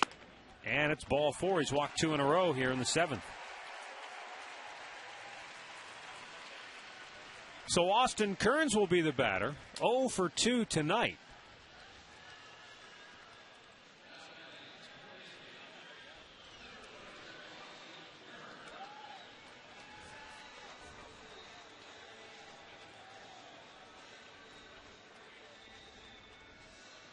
even though Brett Cecil is not allowed a hit.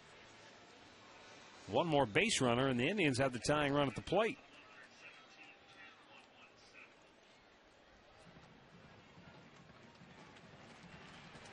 You saw Bruce Walton on the bench there with manager Cito Gaston. Probably wondering about going out to talk with Cecil. Hard to do that if you really don't know what he's doing. You know, functionally, he hasn't given up a hit. What are you going to tell him?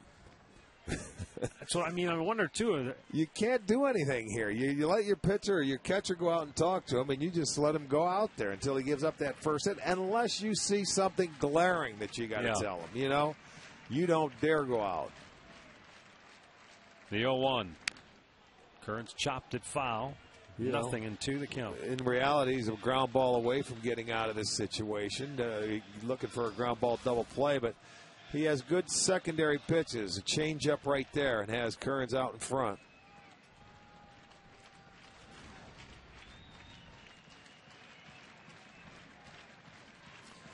This is the time of the game you start thinking about it. If you're a pitcher, he knows he hasn't given up a hit. And the 0-2 pitch swung on and missed. 8 strikeouts now for Brett Cecil. 2 down here in the 7th inning.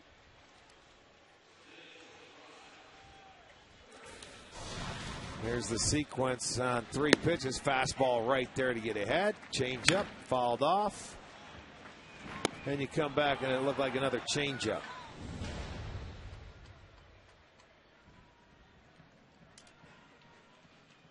Well, Johnny Peralta 0 for 2.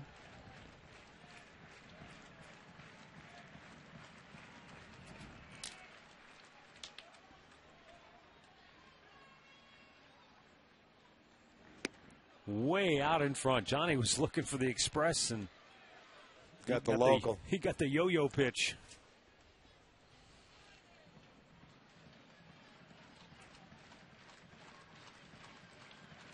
Yeah, that local makes occasional stops. Well, I was going to say, too, Johnny in his last at bat was one of the first Indians hitters to go to 3-0. Got him in a good count. Right. Still couldn't do anything with it, though. 1 ball, 1 strike. That missed inside. That could have been, too, what Manny was talking to him on the bench about. You know, you had a 3-0 count and you hit that 3-1 pitch, but you pop it up to right field, man. Why not sit on something and get something a little better that if you're going to swing at it and pull it. You know, get a pitch you can pull. Don't get an easy swing and hit it out to right field. I'm not sure that's what he was saying. I'm just guessing. 1-1 pitch. Swung on and missed. You know, the guy who gets lost in all this, because it is, at the end of the day, as Herb Score used to say, you're the guy with the ball in your hand. You are responsible for all the decisions that are made during the course of the game. But you do have to give some credit to John Buck, who's calling pitches and working them through this game. Well, Buck knows this team. You know, he was in the Central Division last year. He played against the Indians numerous times. So he knows what's going on. These hitters are no stranger to him.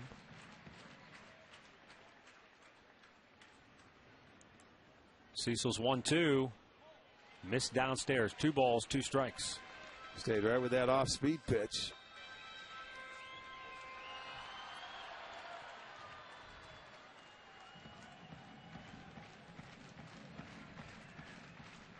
Two on, 2 out. Drive down 4-0 in the 7th. The 90th pitch of the night coming up here for Brett Cecil. And Peralta with a line drive base hit into left field. Coming around third. Grady Sizemore will score, and the Indians are on the board. The no-hitter is gone. It's a 4-1 ball game. 6 2/3 no-hit baseball for Brett Cecil here tonight. But you saw signs of him faltering, falling behind hitters, walked his first 2 of the night, and then Johnny Peralta got him on a 2-2 pitch. Well, he sure did. He had thrown 3 changeups in a row. He comes back with, that's a fastball. Middle in, and you know what? Isn't that amazing? You can throw them, and you think you got them set up for a fastball in, and those hitters, they just, that's the one pitch, if you're going to become a major leaguer, you hit. They get that fastball, they get their first hit. Not only does he lose his no-hitter, he loses his shutout as well. And the tying run actually comes to the plate here. That's right. Travis Hafner 0 for 2. Twice he is grounded to second base.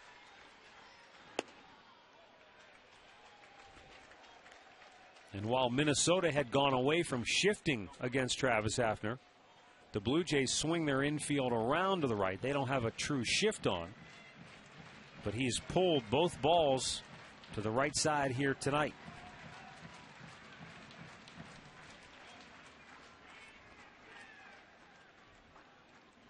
Swung on and missed. 1 ball, 1 strike. He's thrown that pitch to the changeup to Hafner a number of times tonight and has had him out front. That's the one thing. You see those left-handers, you know, that used to be the old thing. I don't want to throw a left-hander a changeup because it's down and into his wheelhouse. You know how they throw it down and away to the right-handers, down and in. But, man, they're geared fastball, and they're sort of a lot of times they cheat on you and run out. If you keep that ball down, that's an excellent pitch. Jammed him with the heater there.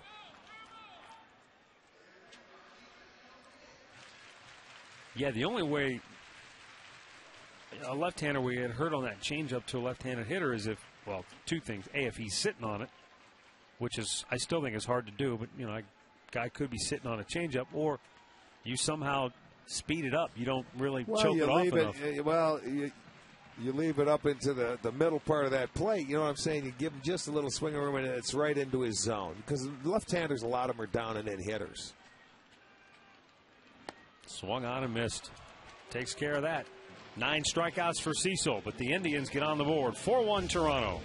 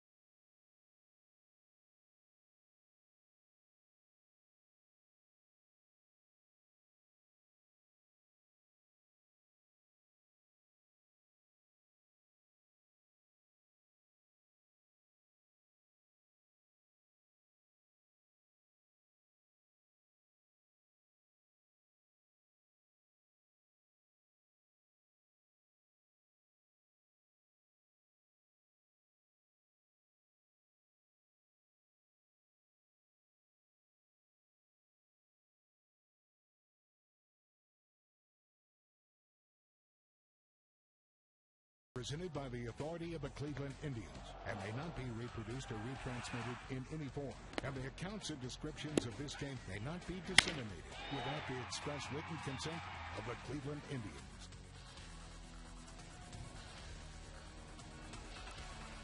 Brett Cecil took a no-hitter tonight into the 7th inning. Actually took a perfect game into the 7th inning tonight. But with 1 out, walked back-to-back hitters and struck out Austin Kearns before Johnny Peralta delivered the first hit, driving in a run. But the Indians still trail 4-1 here in the 8th inning. Mitch Talbot facing Vernon Wells, Lyle Overbay, Alex Gonzalez. Jensen Lewis warming in the Tribe bullpen. 0-2 the count. Actually, Talbot hasn't pitched badly at all tonight. I mean, these guys were aggressive that first time through. They had an early lead. You know, they've hit 2 home runs, you know. And they are the leader in home runs. They have 40 as a team. Boy, he took care of Vernon Wells in a hurry. In a hurry. Let's go back to the studios for this in-game update. Here's Al. Matt, Rick, let's go to Minnesota where the Twins are taking on the Tigers. And this one all Twins early. Michael Kadire 3-run homer to left here in the first inning made it 4-0. It's now 7-0 Twins. They're in the third inning at Target Field. Back to you.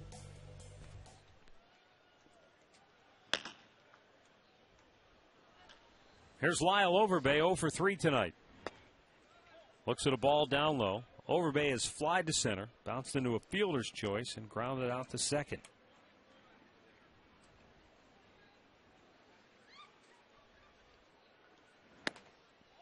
A little bit outside, 2-0 the count.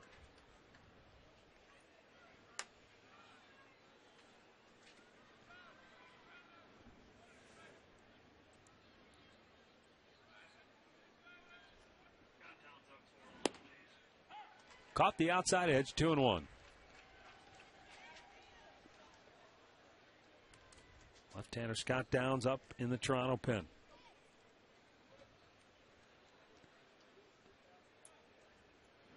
The 2-1 pitch.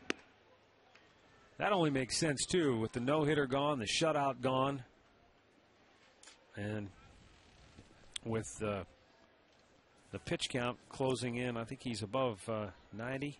No. 94 to be exact. Valbuena will throw out Overbay, 2 down here in the 8th.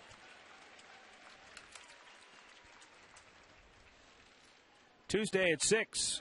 Tune in for Indians Minor League Magazine on Sports Time Ohio. They'll take you around the Indians farm system. They'll have updates and news on the Indians farmhands. It's Minor League Magazine, Tuesday at 6, only on Sports Time Ohio. And great reports on young Jason Donald, who was part of the Cliff Lee trade last year. Second baseman. Playing well at second, yeah. As is Carlos Santana.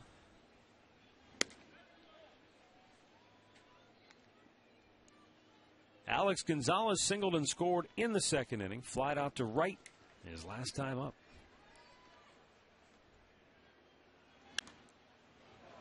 This will go back into the seats.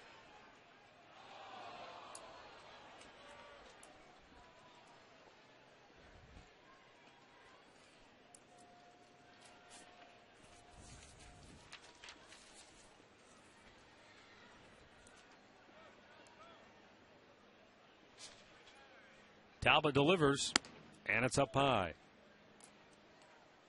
Tomorrow night here at Progressive Field, Jake Westbrook will take to the hill against talented left-hander Ricky Romero. 7 o'clock start on STO.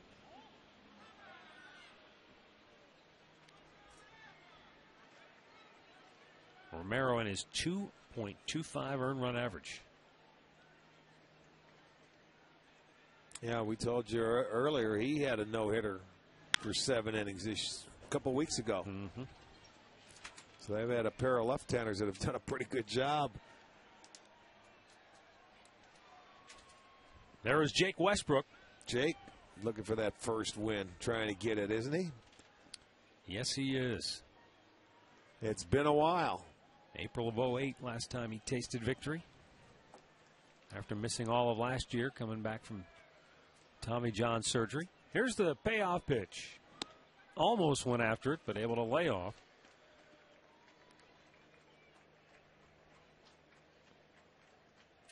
Fourth walk issued by Mitch Talbot here tonight. And with 2 down, Jose Bautista to the plate.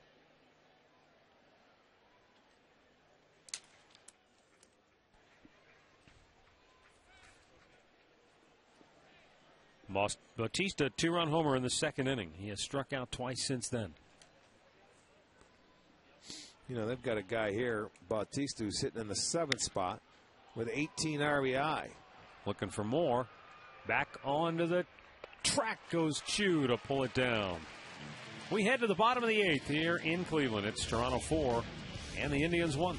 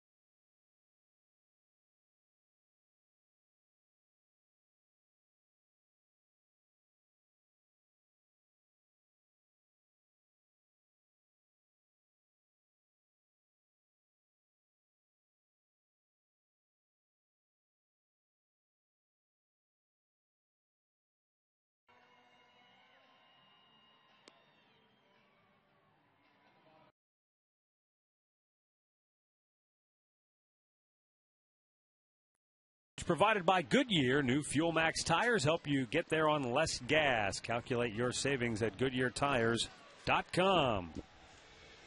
And a gorgeous night in downtown Cleveland. Again.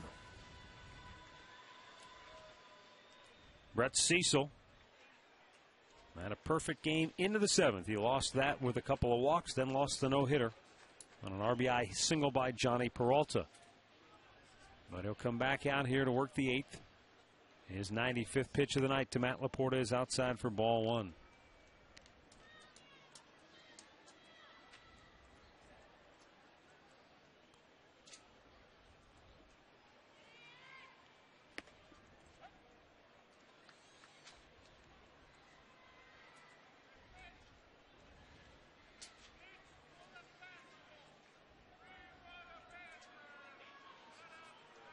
And the 1-1 pitch is down low. 2 balls and a strike.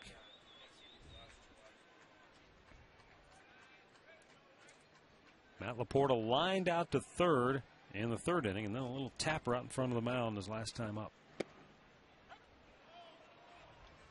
Actually, it was a little tapper right in front of home plate. Yeah, it was, the catcher. I mean, that couldn't have went a foot out in front of the plate.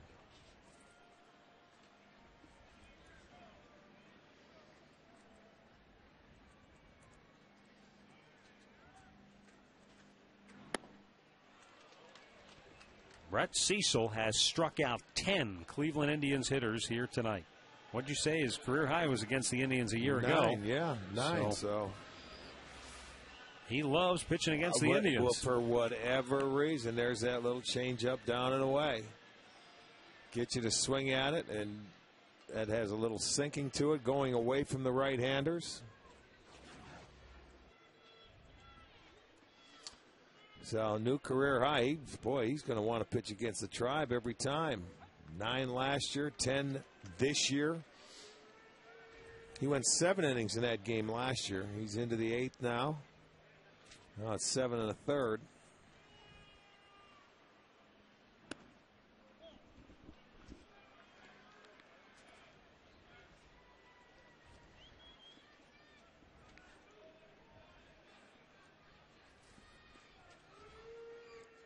Lou Marson brought a 4-game hitting streak into this game tonight. 8 for his last 15 coming in.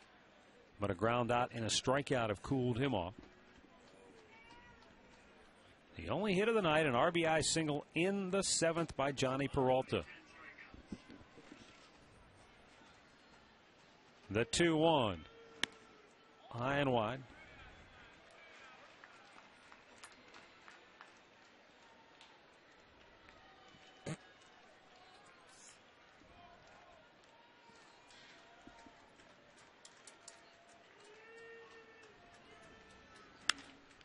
Marson bloops it foul down into the lower deck.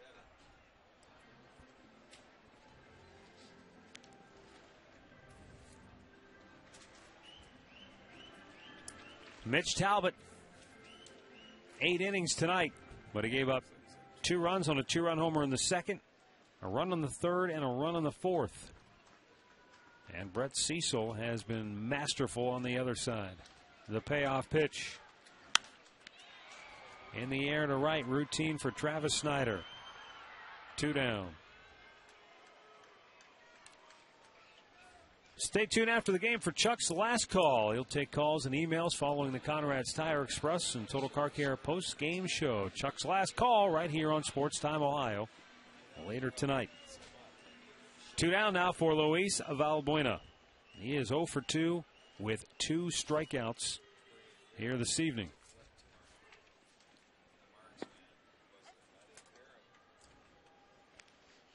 Valbuena 2 hits in his last 18 at-bats. And just 2 hits and 22 tries at home.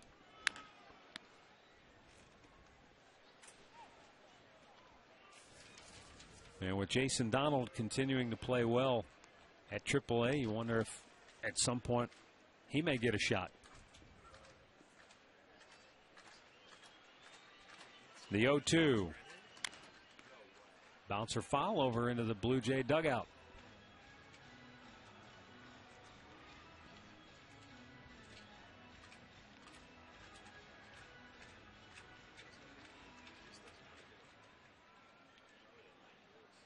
Valbuena steps away. Now digs in.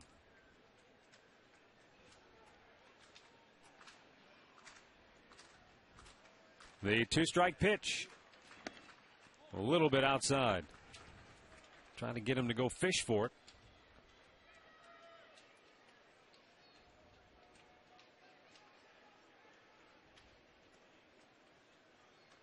And the 1-2. Just a little bit off the plate. And again, Valbuena able to hold back.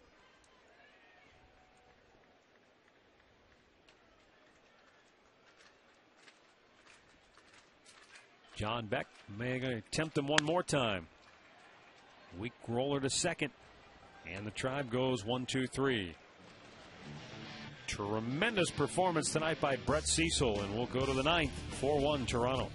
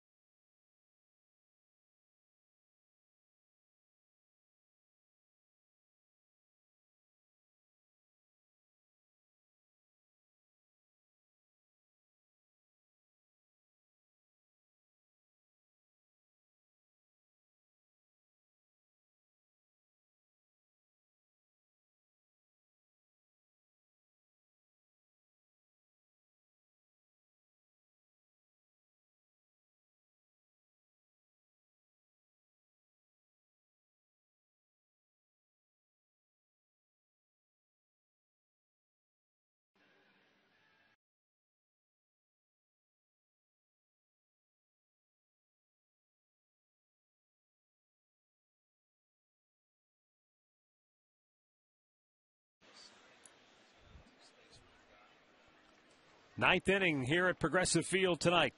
Blue Jays on top 4-1. Brett Cecil. 21 innings pitched against the Tribe. 2 earned runs. And Mitch Talbot, he's coming out firing here in the ninth inning. Over 100 pitches on the night. But he's really gutted it out. Yeah, he really has.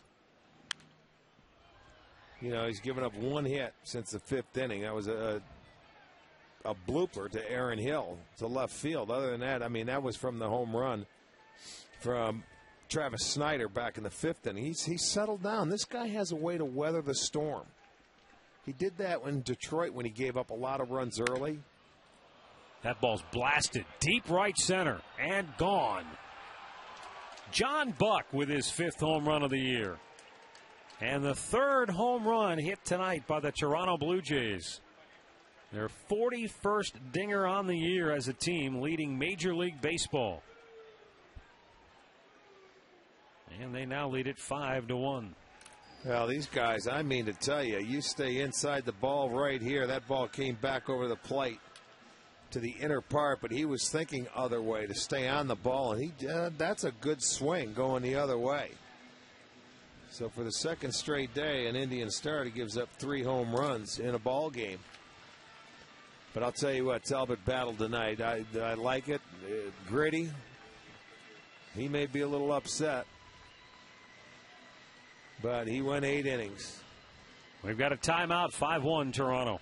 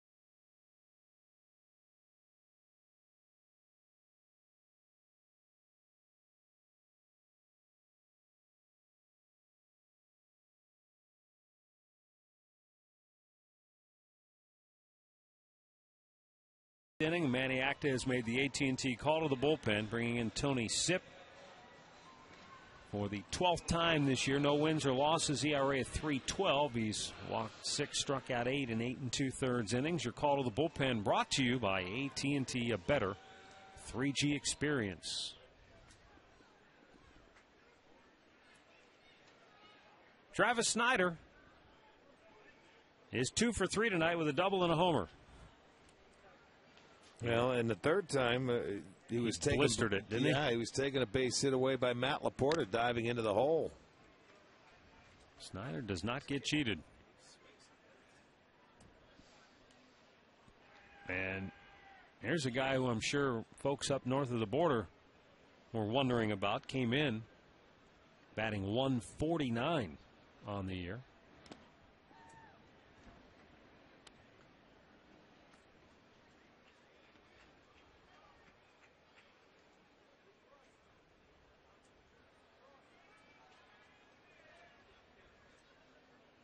Tony Sipp delivers, and it's up high. 2 balls and a strike.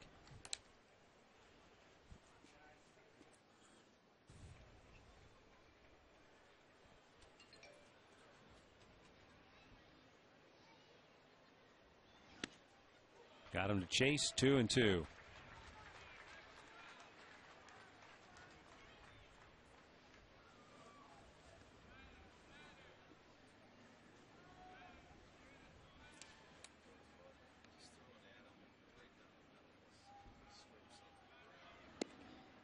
Outside, full count.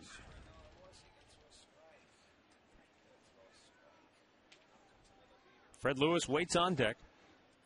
We're in the 9th. Blue Jays 5, Indians 1. And the payoff pitch is swung on and missed. 1 down.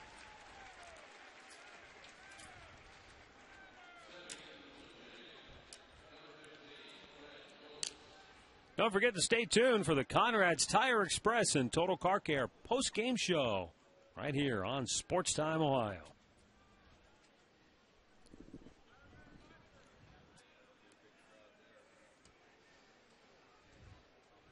Fred Lewis 0 for 4 tonight.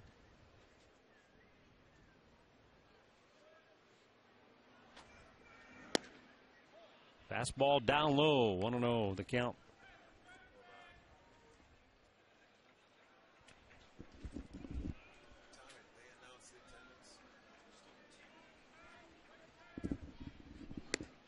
Spun him out of there.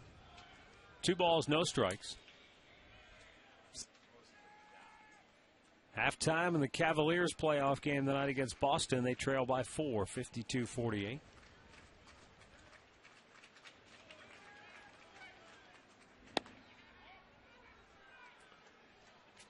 Three balls, no strikes.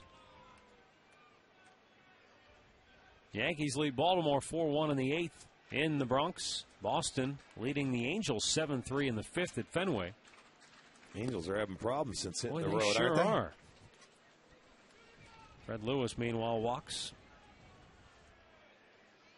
First time he's been on base tonight. And it will bring up Aaron Hill. White Sox lead Kansas City 2-0 there in the 5th in Chicago.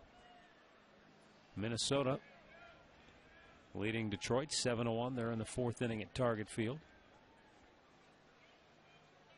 Sure, Tigers went into that series thinking, hey, you know, it's early in the season, but we can make a statement. Maybe knock them off their perch a little bit. Instead, the Twins have responded. And I don't believe Joe Mauer's playing, so they're still doing that without their MVP catcher.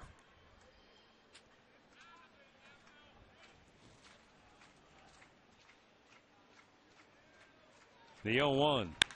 Hill hammers that ball foul.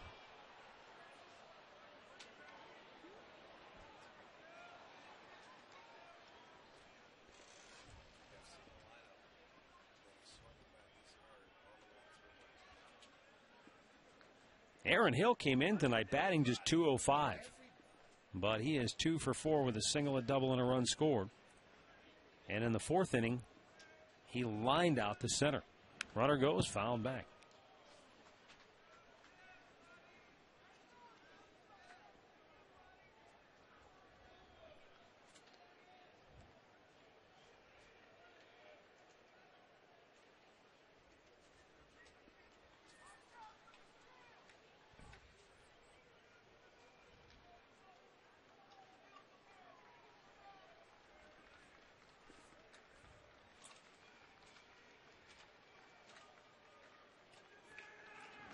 That's in the dirt. Good block by Marson. 1-2 the count. Fred Lewis, the runner at first, definitely has tremendous speed. 3 stolen bases so far, and yet that's tied for the team lead.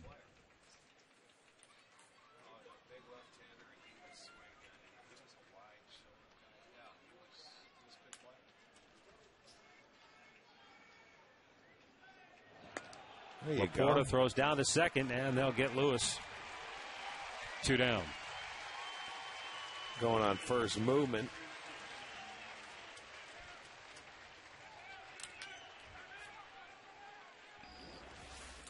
He tried to go over there. He, sort of decoyed him like, I'm not going anywhere. He had his hands on his knees, pretending he wasn't going anywhere. So Sip just flips it over there to Laporta. So it goes 1-3-6 on the pickoff or caught stealing.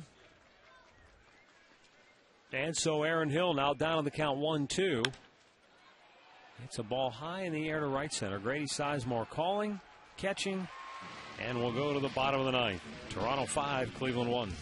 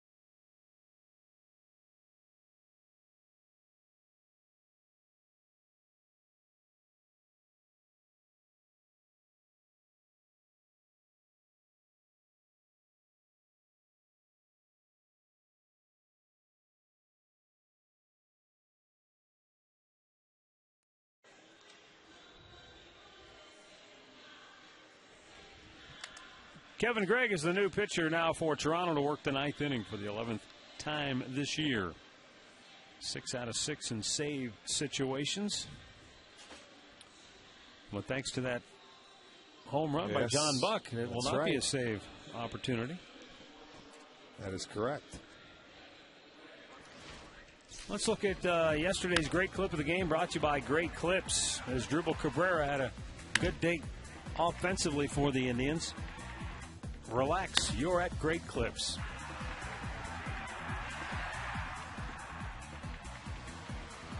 And we'll get a pinch hitter for his Drupal Cabrera here in the ninth inning as Mark Grudzielanek steps in to hit.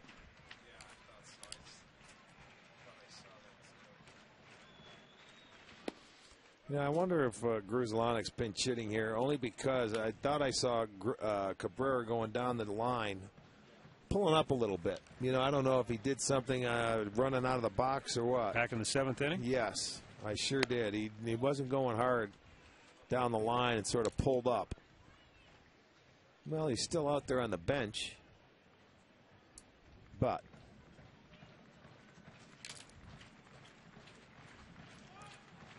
here's the 1-1.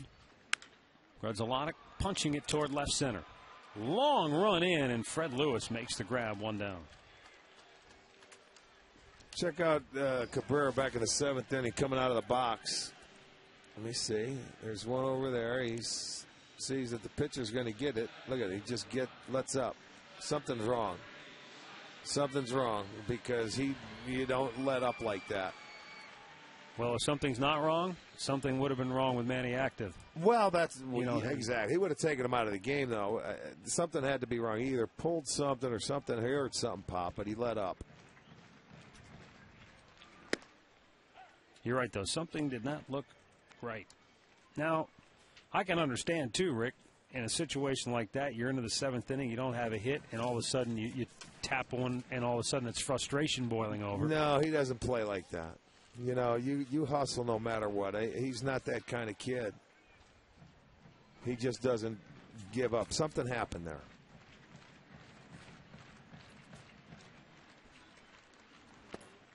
Brady Sizemore cuts and misses, and it's a ball and 2 strikes.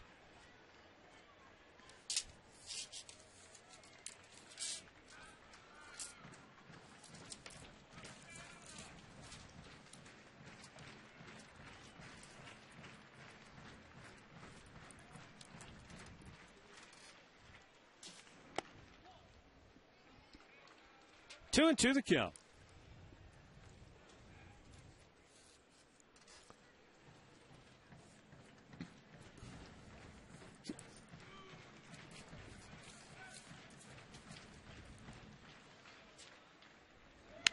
Brady pops it in the air, foul, out of play.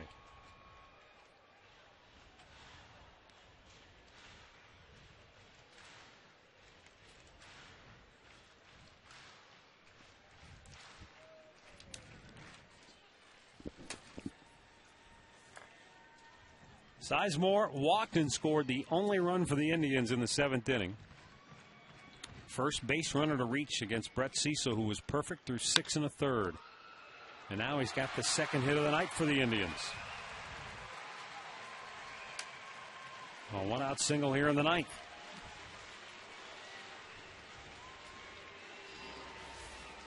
Yeah, finds the hole between first and second. Looked like a little breaking ball. You can see them both diving for it. Overbay and then Hill.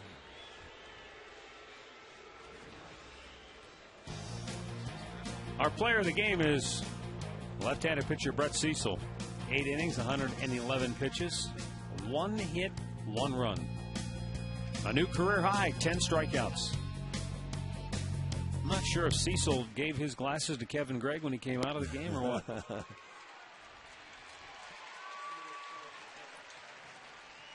Brady Sizemore scampering down to second since they weren't holding him on at first.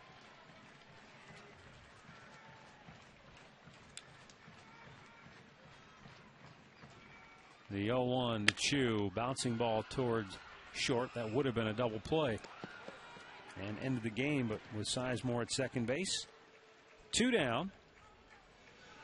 And it will give Austin Kearns a chance to bat 0 for 3 tonight.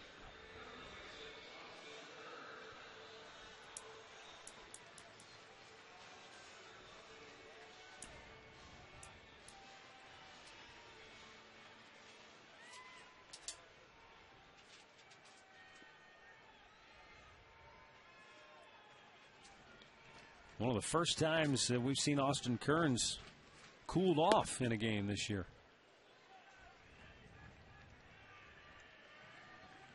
Mitch Talbot started for the Indians. Nobody, absolutely nobody has put any really good swings on Brett Cecil. He came out and he was dazzling. You know, when a guy like that comes up and just totally shuts you down, there's not much you can do. And Johnny Peralta got the base hit, but they never really did hit a ball hard. Even that hit was kind of a soft liner, if you will. Right. It was a legitimate hit, but they didn't hammer any balls. No, they did not. He fell behind a couple of times. And what a great pick backhanded by John Buck.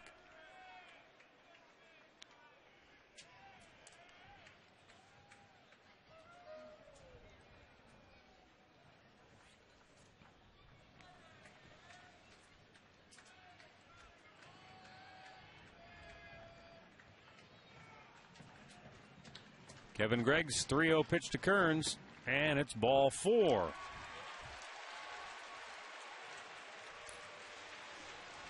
Well, since we're here, why not one more base runner and bring the tying run to the plate? Johnny Peralta, an RBI hit in his last at bat, delivering the only run for the Indians tonight, and at that point, their only hit.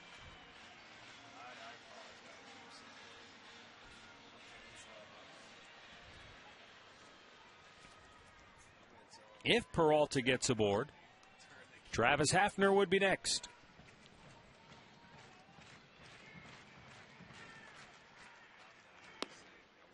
And a breaking ball for a strike.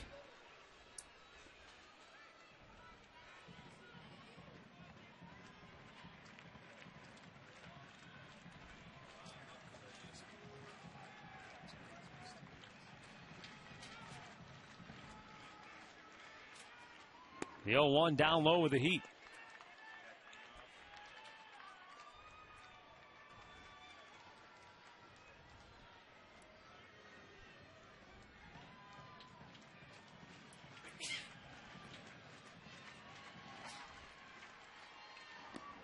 In the dirt.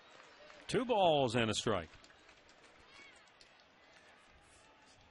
Kevin Gregg, originally a 15th round pick of the Oakland A's back in 1996 out of Corvallis, Oregon. Made his way to the big leagues with the Angels. Since then has pitched with the Marlins, Cubs, and now the Blue Jays. Hopped up foul, out of play.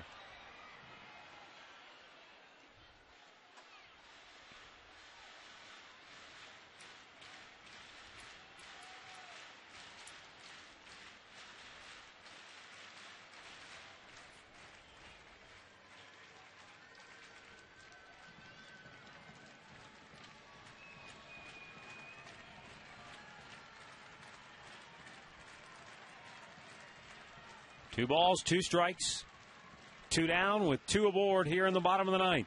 And it's high, full count. So the runners will be off. And if Peralta gets aboard, the tying run will indeed come to the plate here in the bottom of the 9th inning. Well, for Gregg, it's been a 10-10 split, balls to strikes.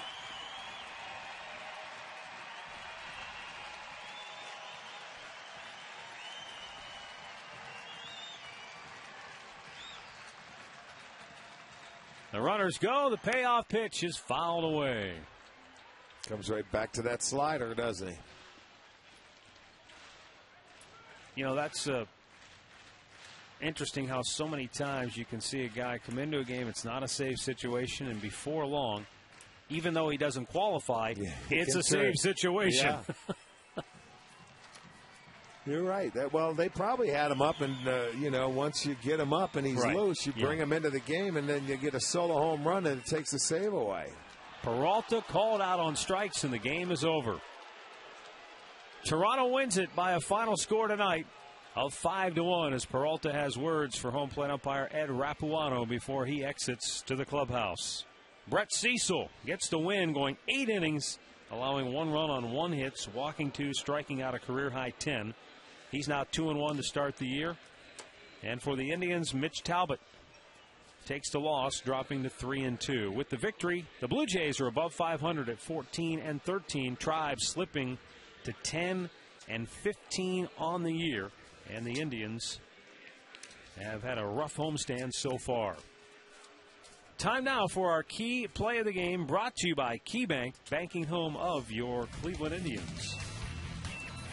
Check out the 7th inning. Johnny Peralta gets the first hit of the ball game. The Indians only had 2, but breaks up not only the no-hitter, but also the shutout as well. So Johnny Peralta, that single will be our KeyBank play of the game.